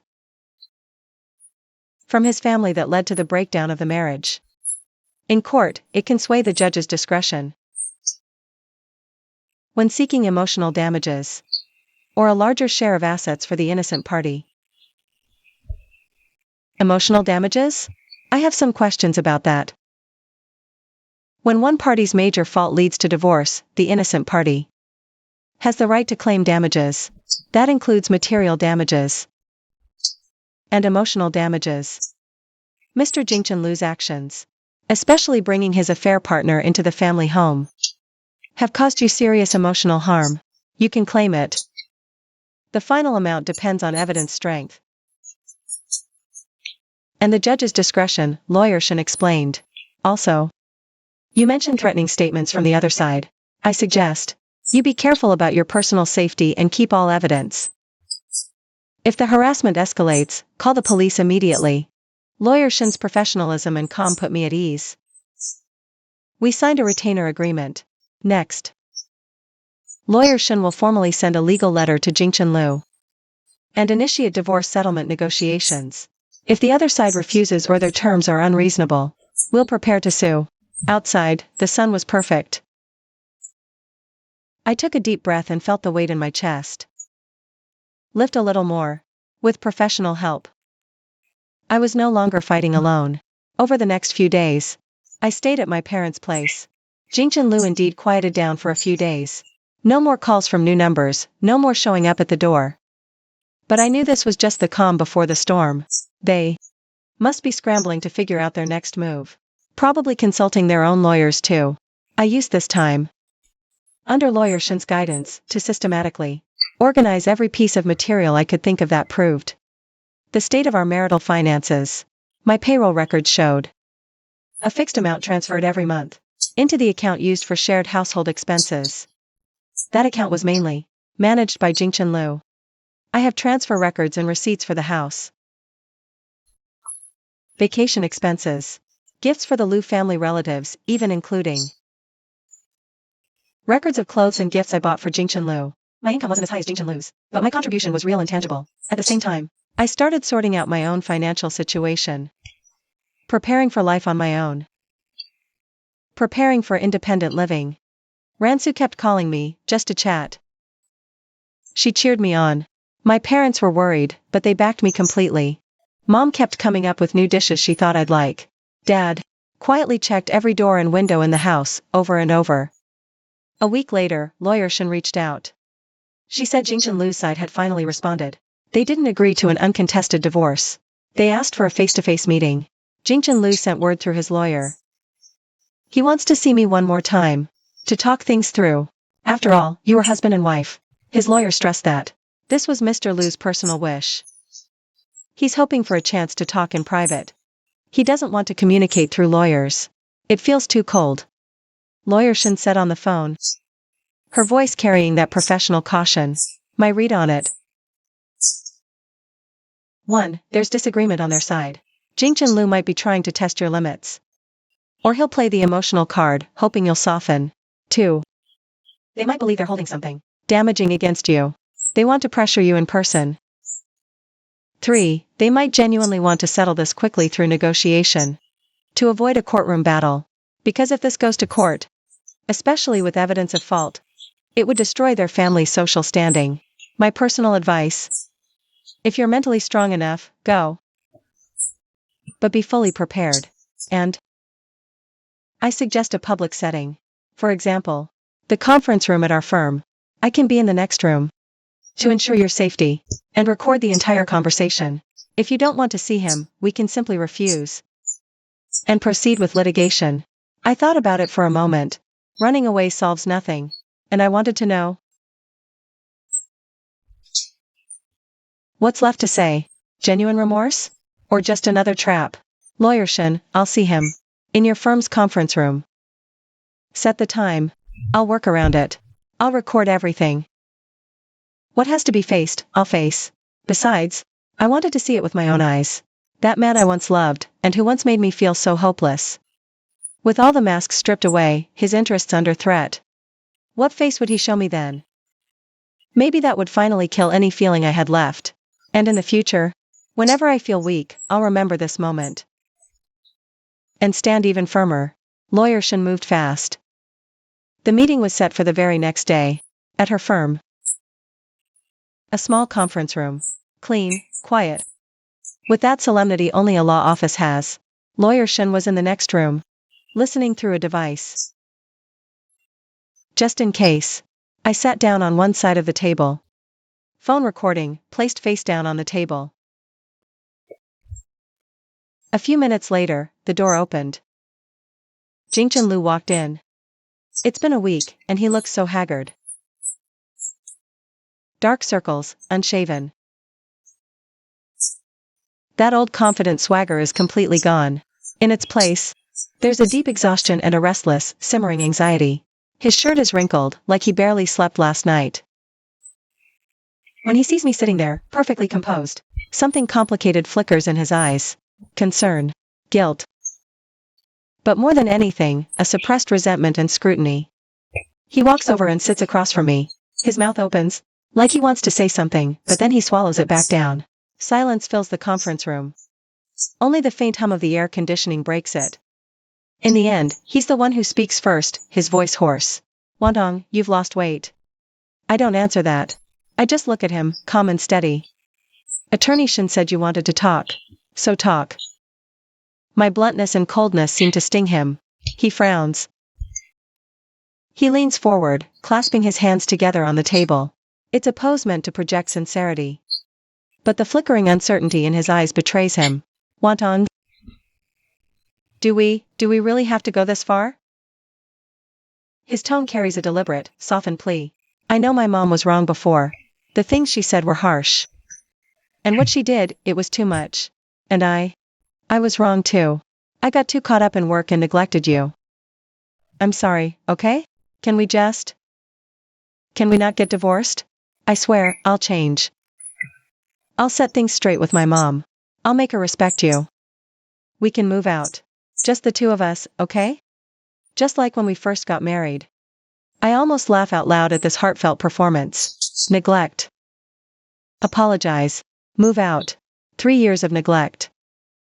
Enabling, and outright cheating into just neglect. And being wrong. He's reducing Mylan Wang's vicious insults and cruelty to harsh words and going too far. And now he thinks a hollow promise and the idea of moving out can erase everything and make me come running back. My voice is quiet but razor sharp. Do you really think the problems between us are just about your mother's harsh words and you being busy with work? His gaze freezes. A flash of panic crosses his face, but it's quickly replaced by a forced look of anguish. I know you're still angry. That thing at the hotel, I admit it. It was a moment of weakness. It was that client, no. It was that woman. She seduced me. I had too much to drink. I wasn't thinking clearly. It was just that once. I swear. Wantong, I swear, it was only that one time. You're the only one in my heart. You're the one I love. He reaches for my hand. I pull away. I placed my hands on my knees and watched him perform, coldly. Once. Lanshan Hotel was once. Then what about the 3 times at Yuexiang? The 2 times at Junyi? And all the other locations on record? Do you need me to help jog your memory on the dates? And the earring belonging to Ms. Jiang in your car? The toiletries and perfume at home? Just little souvenirs from her seduction attempts. Jingchen Lu's face went pale in an instant. His outstretched hand froze in midair. He probably never imagined the evidence I held was this detailed. His lips trembled, and his eyes began to waver. He couldn't meet my gaze. He rubbed his forehead, sweating. Jingchen Lu, spare me the performance. I cut him off. There wasn't a shred of warmth in my voice. We're sitting here today. Not to listen to your made-up stories, and not to debate whether it was a one-time lapse or repeated, deliberate choices. We're sitting here because you wanted to talk. So let's talk about something real. Attorney Shen should have already relayed our initial demands to you. What are your thoughts on the divorce and asset division proposal? My directness completely shattered. His emotional card fantasy. His face went from white to red. Then from red to green. That mask of phony devotion and remorse faded fast. In its place came the humiliated rage and calculation of a man exposed. He pulled his hand back, and his eyes turned cold and sharp. He finally showed his true businessman colors. He took a deep breath, and from the briefcase he'd brought with him, pulled out a document and slid it across the table to me. These are our terms. Take a look. I skimmed the document. The more I read, the colder I felt. And the more bitterly ironic it became. It stated, he agrees to mutual divorce, but terms are harsh. First, because I left home without cause, causing severe harm to the family. Reputation damage deems me the party at serious fault. I may only take personal clothing and belongings. Second, all marital assets, including the house, under his parents' names, nothing to do with me, cars, savings, company equity, profits, none of it's mine. No right to division. Third, written apology to his mother for leaving without notice and tarnishing the Lu family name. And I must apologize publicly in the family group chat. Fourth, I must sign a non-disclosure agreement, guaranteeing I'll never disclose false information to anyone, or I will face legal consequences and be sued for substantial reputational damages. When I finished, I slowly placed the document back on the table, looked up at Jingchen Lu, and suddenly it all felt absurd and laughable. So this was him. Or rather, this was the Lu family, even with irrefutable evidence, still clinging to their arrogance and greed. They don't just want me to leave with nothing, they want me to admit to crimes I never committed, and apologize to the person I despise most, and keep my mouth shut forever. Those are your terms? I asked. My voice was so calm it even surprised me. It's the most reasonable and dignified solution. Jingchen Lu stared at me. His tone hardened. For the sake of the time we shared as husband and wife, I agreed to a divorce by agreement. But if you really want to drag this into court, it won't do you any favors. That so-called evidence of yours? Might not even hold up in court. And besides, litigation takes time, energy, and money. Can you afford that? What about your job? Your parents are getting old. Can they handle the stress? Take my advice, sign it. Take the money and leave quietly. It's best for everyone. Otherwise, once we burn bridges, nobody walks away looking good. You know a thing or two about our family's connections in Bay City. If this really goes to court, you may not get the better end of it. You might even destroy your own reputation. Why put yourself through that? Carrot and stick. First they presented an absurd, insulting proposal to crush my expectations. And when they saw I wasn't moved, they switched to threats. Using litigation costs, my vulnerabilities, and their so-called connections to pressure me. If this were the old, weak Wang Dongsu who endured everything in silence, maybe I would have been scared, or tempted by that 200,000 in compensation, and signed in humiliation. But the me of now? All I felt was a cold flame rising from the depths of my chest. It wasn't anger. It was a kind of razor-sharp clarity and resolve. I met his gaze without flinching and said, word by word, Jingchen Lu, it seems you people still don't understand the situation. First, the at-fault party is you, not me. Second, what's mine, I won't take a cent less. Third, the apology? You're the ones who owe it. Fourth, confidentiality? You're not worthy. I stood up, grabbed my bag and phone.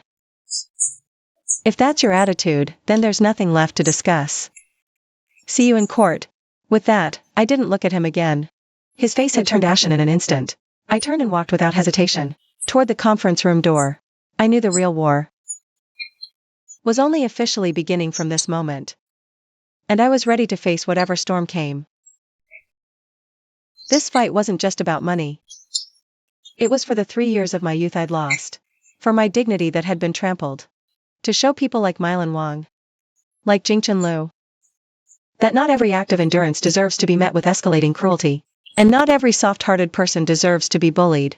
Even a rabbit bites when it's cornered. And a person pushed to the edge. They only make you stronger. I push open the door. Light from the hallway floods in. Attorney Shin steps out from the adjacent room. She gives me an approving nod. And I know. Behind me, Jingchen Lu is probably raging in frustration. Or stewing in spite. But ahead lies a hard road. Yet one I must walk. A road to true freedom and dignity. I will not look back. After that humiliating negotiation with Jingchen, things moved into full-blown legal confrontation. Attorney Shin Qing formally filed for divorce in court. She also filed for an asset freeze at the same time. To stop the Lu family from moving money around. The Lu family clearly hadn't expected me to be so decisive. Their response was slow. But before long, they hired their own lawyers and came out swinging. The whole process turned out longer and messier than I thought. Mediation, valuation, brutal equity division. Every step drained me. Sure enough, the Lu family pulled every string they had. They tried to throw up procedural roadblocks and stall for time. They nitpicked, hoping I'd make a mistake. But Attorney Shin is experienced. She counters every move. And I trust her completely. So I focus my energy on providing evidence, sorting through the facts, and building a new life for myself. I threw myself back into work. Leadership was understanding and supportive. They adjusted my project assignments to give me some breathing room, so I'd have more stable hours and energy for my personal affairs. Coworkers don't know details, but with rumors, the looks they give me are mostly sympathetic or admiring. Rare warmth that means a lot at work. So I work even harder. One completed project after another. Each one proving my worth. Each one adding to my confidence and my leverage. I am no longer Mrs. Lu, who had to cling to someone and watch their every mood. I am Wanang Su, a project lead who can hold her own. My parents are my rock. They never pester me about the case. They just wrap me in that all-encompassing care of theirs. filling every crack in my life. Mom tries new recipes, saying I'm too thin. Dad drags me out for a walk after dinner every evening, chatting gossip and world news to distract me. The warmth of home is slowly thawing. The heart that the Liu family froze solid. Ransu is my emotional outlet and my sounding board. When I'm exhausted, she drags me out shopping to clear my head. When their lawyer attacks me, she curses them out with me.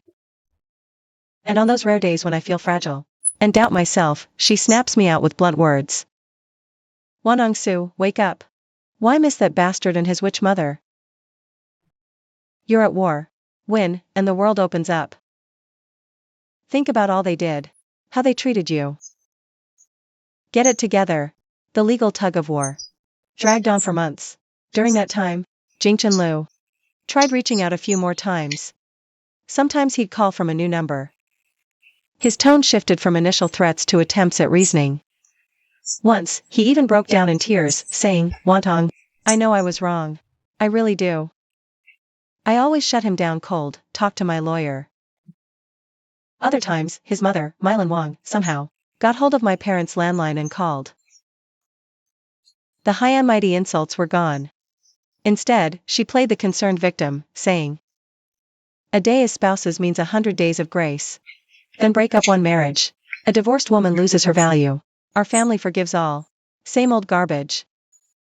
Trying to trap me with so-called tradition and face. My mother answered one of those calls and fired right back.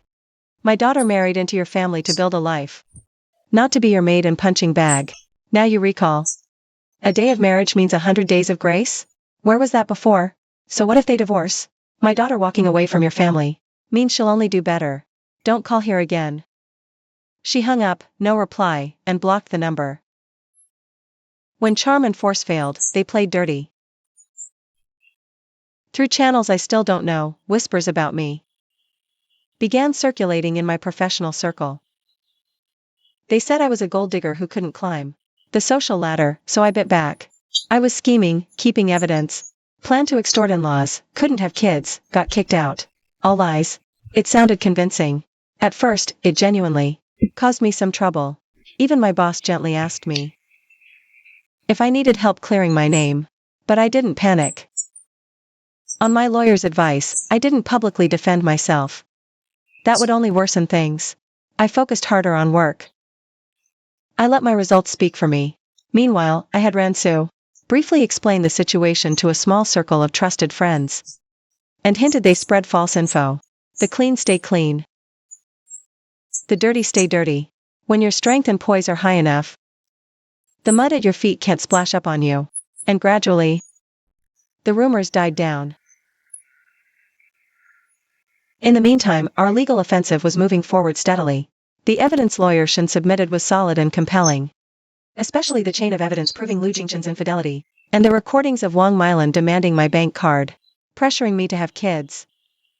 At the first official mediation organized by the court, the Liu family's lawyer maintained a tough stance at first.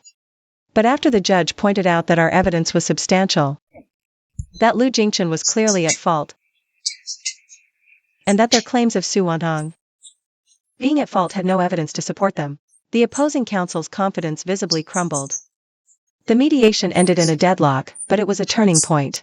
The Liu family saw it. Could no longer make me back down. The scales of justice.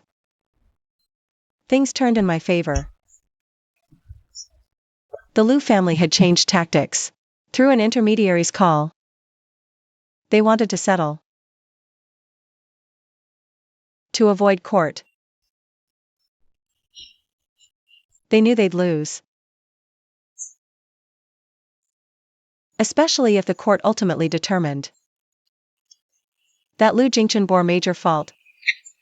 It could rule in my favor for a larger share of assets, and possibly even emotional damages. At the same time, the lawsuit hurt their reputation. They wanted to cut their losses. They proposed a new offer, Lawyer Shen said over the phone, his tone carrying a hint of professional amusement. Better than last time. They agree that the house you lived in together after marriage Although it's registered under Lu Jingchen's parents' names, they're willing to compensate you at market appraisal value for half. Mortgage and appreciation share. Converted into cash. As for Lu Jingchen's company equity, they're willing to offer a one-time payout, but far below the share you're entitled to. Additionally, they'll pay a lump sum. But you must sign a strict non-disclosure agreement. Permanently barred from revealing any details of the marriage, especially Lu Jingchen's private affairs. Claim amicable split. They still want to buy peace and silence with money. I sneered. This proposal, better than before, still underpaying you, and protect their crumbling facade of dignity. Lawyer Shen paused. What are you thinking? Lawyer Shen, in your opinion, if we fight this to the end, what are our odds? What's the maximum I could get? Roughly how much more than this offer? Attorney Shen paused for a moment. Based on the evidence we have in judicial practice, our chances of winning are strong.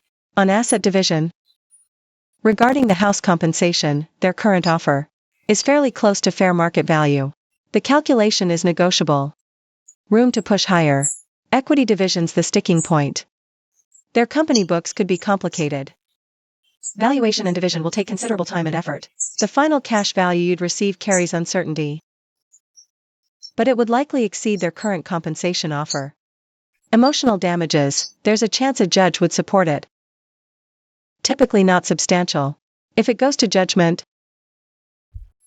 the final financial outcome would most likely be better than this current proposal.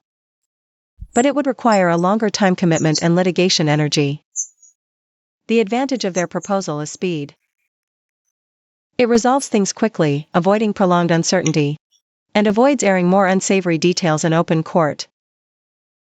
The downside is money, possibly less than a judgment, and there are confidentiality clauses binding you. I considered it.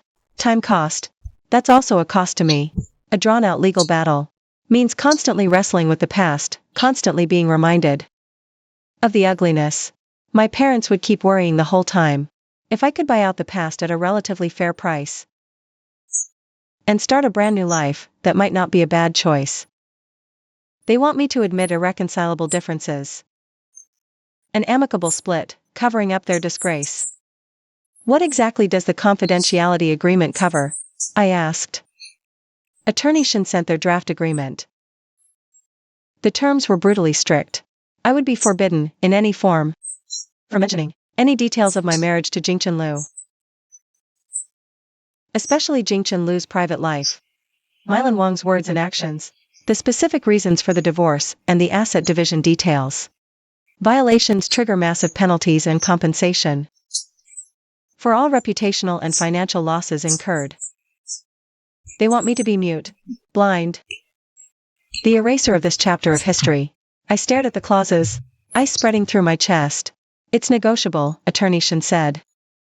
We can sign, but scope must be reasonable. You can't proactively spread information, that's reasonable.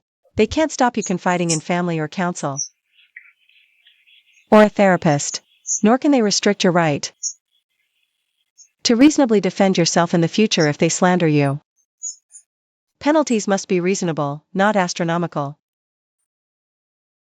We don't have to accept the amicable split line, or we can keep it vague. Both parties dissolved the marriage by mutual agreement. No mention of the reason. Fine. I've made up my mind, Mr. Shen. Please negotiate with them. The bottom line is, first, the financial compensation must be within a reasonable range. Housing compensation at market value. Equity can't be less than a fair valuation of my entitled share. Second, confidentiality can't restrict my basic free speech or self-defense. Penalties must be fair. Third, the public statement must be issued jointly by both parties. Content needs my approval. No one-sided irreconcilable spin. If they agree, I can consider a negotiated divorce. If they don't, then we keep fighting. I'm not afraid. Good. Mr. Shen said approvingly, understood. I will do my best to secure the most favorable terms for you. After several more rounds of back-and-forth negotiation, with Mr. Shen fighting hard on every point, a deal both sides could live with was finally reached. On financial compensation, the Liu family made significant concessions. The final amount? Slightly below the max a court could award. Still substantial. Enough for a small apartment down payment. And live comfortably for a while.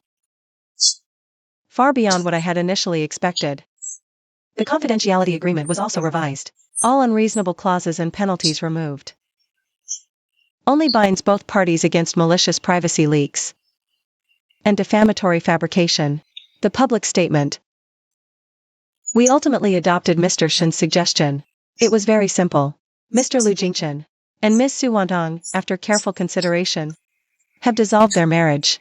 We thank all friends and family for their continued concern.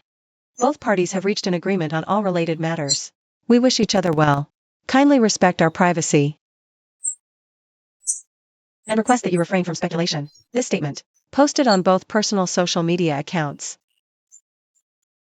not in family group chats. On signing day,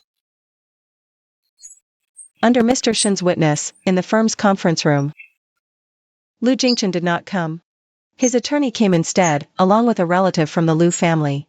On my side, it was just me and Mr. Shen. The entire process was quiet, quick. Only the rustle of paper and the scratch of pen signing. When I signed my name, my hand was steady and my heart was calm.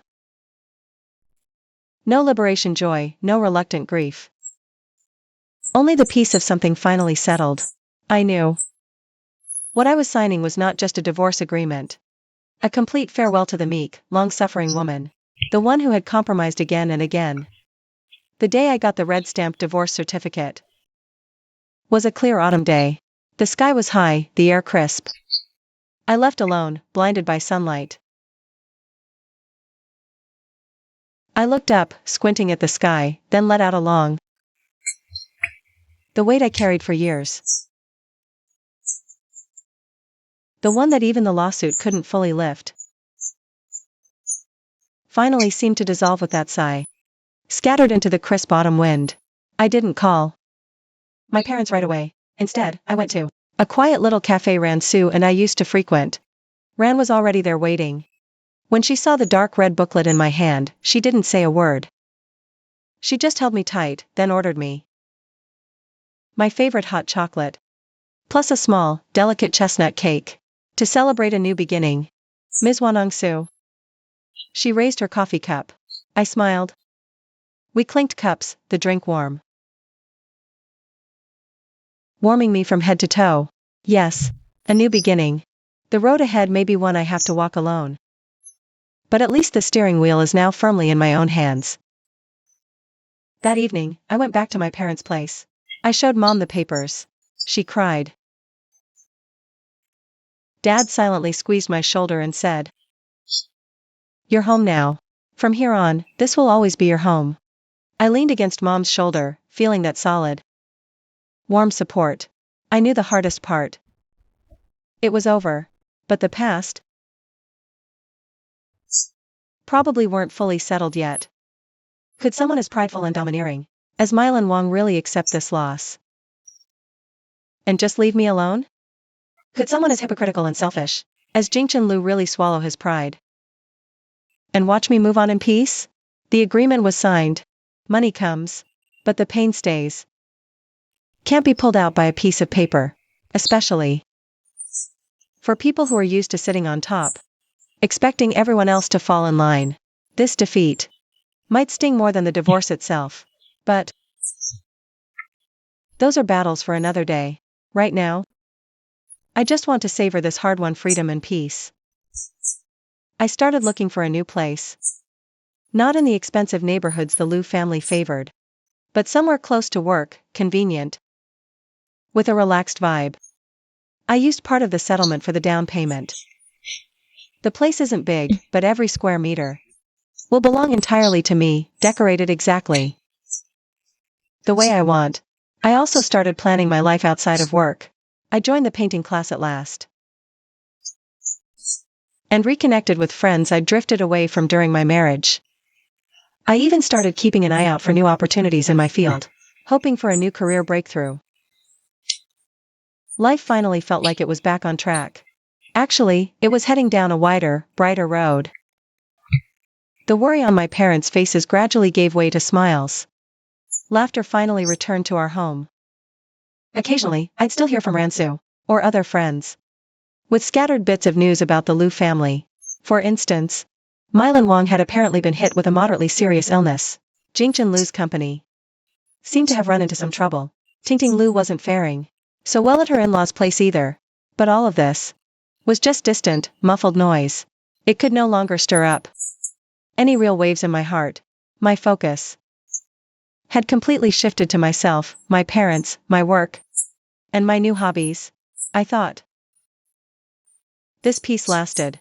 Then, a month later, on a seemingly ordinary weekend afternoon, I got a call from property management. Is this Ms. Wanong-su? You're the new owner of Unit 802, Building 7, correct? The property manager sounded hesitant. Yes. That's me. What's the matter? I was a bit puzzled. Just got the keys, still prepping for renovations. I rarely went over there. Well, Miss Su. The manager paused, his tone growing even more awkward. There's a woman here claiming to be your former mother-in-law. She's outside your door now, very agitated. She's demanding to see you. Our security already tried talking to her, but she won't leave. She's saying awful things. Could you possibly come down and handle this? Or would you like us to call the police? Former mother-in-law, Mainland Wang. I gripped my phone. The lightness I'd just been feeling sank instantly. So she finally showed up. The agreement was signed, the money paid. The divorce certificate in hand. What more could she possibly want? Was the last lesson not painful enough for her? Or did that confidentiality agreement hand her a new weapon to use against me? I walked to the window, staring at the bright autumn sunlight outside. But my eyes slowly turned ice cold. Fine. If you don't lance a boil completely, it just keeps getting infected. Since she won't let the past go, keeps showing up at my door, then I don't mind making her fully understand. The Wanong-su of today is no longer that daughter-in-law to push around. I understand.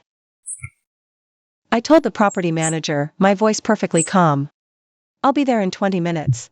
Until I arrive, make sure she cannot enter my property. Also remind her to watch her conduct. No disturbances. If she does anything aggressive, you can call the police directly. No need to wait for me. I hung up. I changed into something sharp. Set my phone to record, slipped it into my coat pocket, and then I faced the mirror and straightened my hair and collar. The woman in the mirror had clear eyes and a steady expression. Her lips even carried the faintest trace of a cold, icy curve. It's time to put a truly clean, final period on all of this. Driving to the new place, my heart was unexpectedly calm. There was even a sense of settled finality, like it had finally come. I knew Mainland Wang. A woman that obsessed with saving face, that controlling, that accustomed to lording over everyone, after being forced to sign what she considered a humiliating divorce settlement. After shelling out a hefty compensation, that rage festering inside her was absolutely not going to go down quietly. She wouldn't reflect on her own son's wrongdoings.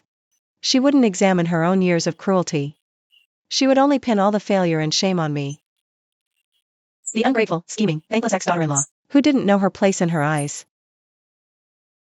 The settlement and NDA had temporarily restrained her public behavior, but the private resentment had been simmering. Showing up today, she'd likely hit her limit. Or rather, she'd found some self-righteous opening.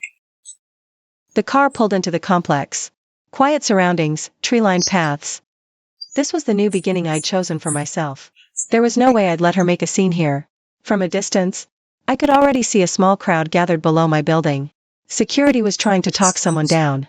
In the crowd, a figure in an expensive but slightly too tight maroon suit, hair pulled back with not a strand out of place, was gesturing furiously. Her shrill voice cut through the early winter chill. You tell me, is this any way for a daughter-in-law to behave? Did the Liu family ever do her wrong? We fed her, clothed her, treated her like family. And what does she do? She marries up, gets ideas, then colludes with outsiders to bleed our family dry. Millions. Gone, just like that. How is that any different from robbery? And now she's bought a new place, hiding out here living the good life. Is there no justice in this world? Let everyone see what kind of woman she really is. It was Mylan Wong. Even from the back alone. Just hearing that voice, I'd know her instantly. 3 years. The way she pointed, scolded, and tore me down. It was carved into my bones. Except this time, her target had shifted from me in private to me in public. Strangers, neighbors and a security guard. I parked a little farther away and didn't get out right away. I rolled down the window and watched, calm and detached. The guard was doing his best to intervene. But Mylan Wong clearly didn't think he was worth her time. She kept wailing at full volume, playing for the crowd's sympathy. Neighbors watched, pointing and whispering. Curiosity. Disgust. Blank indifference. Mylan Wong's little performance. Clumsy, venomous, and deliberately blurring the point. She never mentioned Jingchen Lu's affair.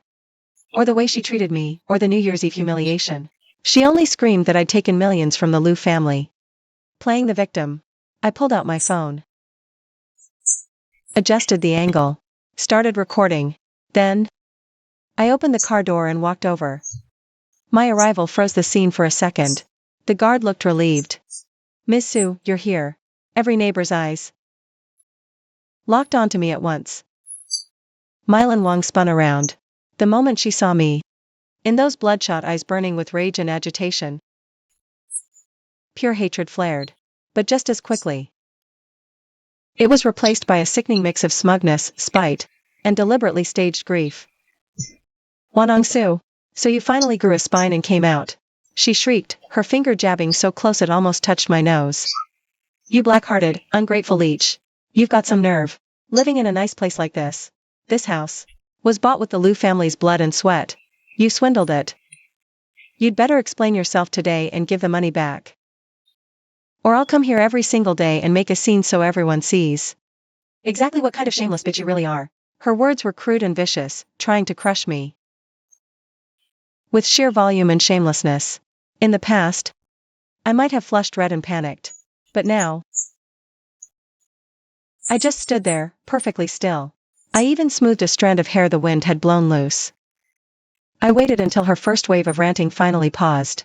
Ms. Mylan Wong, I said. My voice cut through her gasp. In the quiet, each word rang clear. This is my legally purchased private residence. You're disturbing the community order. And violating my legal rights. Second, that money was legally awarded. Divorce settlement. Clearly stipulated. Compensation I am owed. It has full legal force. If you dispute it, you may consult your attorney, or file a lawsuit in court. Not stand here making a pointless, defamatory scene. Third, there is nothing left between us.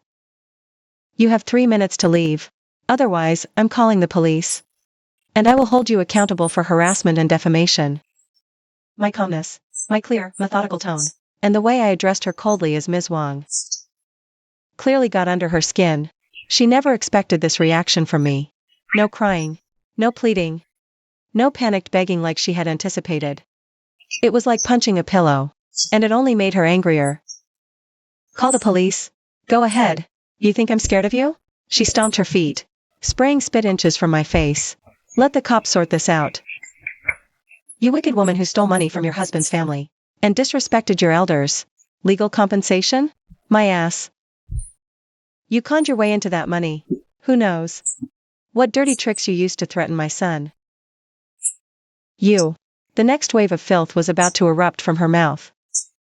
I raised my hand and cut her off, turning to the security guard nearby, my voice still steady. Sir, please call the police right now. This woman has illegally trespassed onto private property, creating a public disturbance, and openly insulting and defaming me. I've been recording this entire incident. Until the police arrive. Please make sure she doesn't do anything more aggressive. And do not let her leave the premises. The guard had long grown tired of Mylan Wang's nonsense.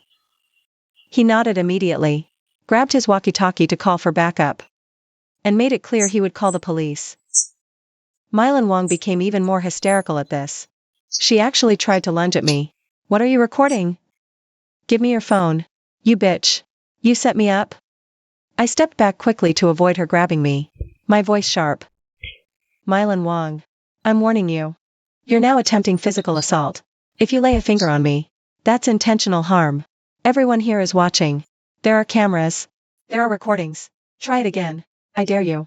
My voice suddenly rose, carrying a fierce authority that would not be violated. Mylan Wang was stunned into silence. Her outstretched hand froze midair. The neighbors around us started murmuring among themselves. Clearly, my calm response versus Mylan Wang's hysterics created a stark contrast. Public opinion was starting to shift. "You. Who are you trying to scare?" Mylan Wang was all bark now. But her momentum had clearly deflated. Then she switched to wailing, trying to play the victim. "Lord above. Open your eyes. Look at this cruel, heartless woman. She's destroyed our family. She took away our retirement money. And now she wants to call the cops on an old woman like me. I can't go on living."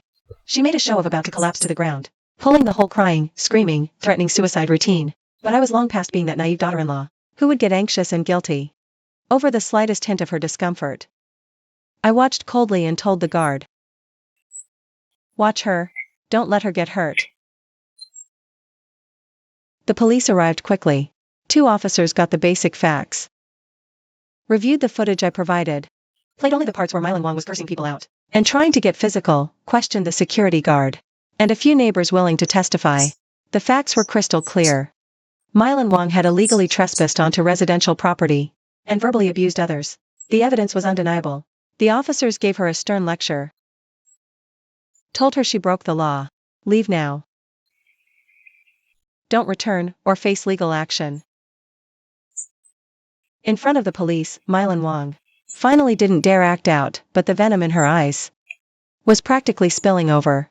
She glared at me, and through gritted teeth whispered, "Wanong Su. Just you wait. This isn't over. You think taking the money makes you something? Let me tell you. Heaven sees all. A woman like you." I met her gaze, even let out a small smile. And in a voice only the 2 of us could hear, said clearly, "Mrs. Wang, how I end up is none of your concern. You have time to stand here cursing me. Why don't you go home and discipline your son properly? Ask him if spending money on other women's handbags and hotel rooms, paying his ex-wife breaks him. Also,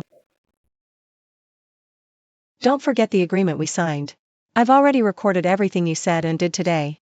If I hear so much as one more false rumor about me, or if you or your family come harassing me or my family again, I'll send this video and earlier recordings to your relatives and friends, and your son's business associates for their viewing pleasure. Let's see what matters more to you. A few million, or the last shred of dignity the Liu family has left." Mylan Wang's face went deathly pale in an instant. Her lips trembled. She pointed at me and stammered, "You?" But not a single word came out. The police warning, the judgmental stares from the neighbors, and my merciless counterattack completely shattered her bluffing bravado. In the end, security escorted her out, stumbling, all her earlier arrogance gone. The crowd gradually dispersed. A few kind neighbors came over to offer words of comfort, and I thanked them politely. The police gave me a few more reminders. They took down the incident report and left as well. The world fell quiet again, with only the early winter wind blowing through. The bare branches let out a soft, mournful whisper. I stood there, breathing in the icy air deeply, then exhaled slowly. There was no joy of victory, only a bone-deep exhaustion, and after the exhaustion, an even clearer sense of release. I knew that with Mylan Wang's personality, she wouldn't just let this go. But after what happened today, she'd at least understand one thing. I'm no longer some soft persimmon she can squeeze whenever she wants. She has her obsessions and her madness. So do I. The leverage I hold, and the fearless attitude I carry now, those are my strongest lines of defense. After all this, my life, finally, truly, settled into peace. As for Jingchen Lu's side, things seem to have gone completely silent. Not a single word since. I don't know what happened after Milan Wang went back. And I don't care. Maybe Jingchen Lu finally realized that his mother's help only makes things worse. Or maybe the Lu family has simply had enough of these endless, humiliating spectacles. Either way, that suffocating cloud, it really does seem to have lifted. My new place is fully renovated now. Clean, bright, minimalist, exactly the style I love. There's a small balcony, filled with green plants. I moved out of my parents' house and started living truly on my own. My parents visit occasionally, arms full of love in the form of bags and bundles. Our laughter often fills this small space. A space that belongs entirely to me. At work, thanks to my standout performance on a previous project, I got a promotion. I started independently managing more important accounts. I poured in more passion and energy, and gained more fulfillment in return, along with my colleagues' respect. At the oil painting class, I met new friends who share my interests. We sketch together, go to exhibitions together. Life has become rich and colorful. Ransu is still my ride-or-die best friend. She comes over to mooch meals all the time, claiming it's a survival check on a woman living alone. She occasionally brings me bits of gossip about the Lu family. Like how Jingchen Lu's company seems to be struggling. And how Milan Wang apparently really did get sick. She's been much more subdued lately. Not parading around and showing off like she used to. I listen and just offer a faint smile. I don't ask for more.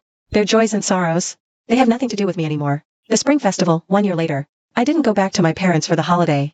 Instead, I brought them on a warm southern tour with a small travel group. Far from home, all strangers. We dined, watched fireworks till late. No complicated rules, no judgmental glances. No endless chores. Just pure togetherness and joy. Mom laughed so hard the wrinkles around her eyes smoothed out. Dad even had a rare glass of wine, his cheeks glowing red. I watched them, and my heart filled with a warm, steady sense of contentment. My phone buzzed with wishes and colleagues. I replied to each one. Ransu texted me. Happy New Year. Stay gorgeous and single. Don't forget my local treats. I laughed and sent back a no problem sticker. Then, suddenly, a new group message popped up. It was that long dormant Lu family group chat named Home and Harmony. I had muted it long ago, but since I never left, I still saw the occasional notification. I didn't want to open it. But against my better judgment, my finger swiped over. Group chat, red packet chaos.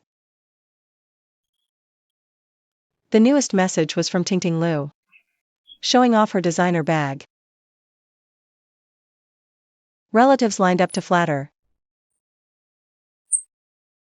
There was a voice-to-text message from Milan Wang, reminding the younger generation of New Year do's and don'ts. Still carrying that lofty tone, but somehow missing the usual condescension. No one mentioned me. As if I had never existed in that group at all. That humiliating spot where I was once tagged and told to cook the New Year's Eve dinner and then leave had long been buried under endless meaningless holiday wishes and red packet grabs. I watched in silence. I felt nothing. No hatred. No resentment. Not even much emotion. That group. Those people. Along with those 3 years of my life. All became like those rapidly scrolling characters on the screen. Distant, blurry background noise. The swamp I once thought I'd never escape. Looking back now, it was just a shallow ditch on the road of life. I stepped over it and kept moving.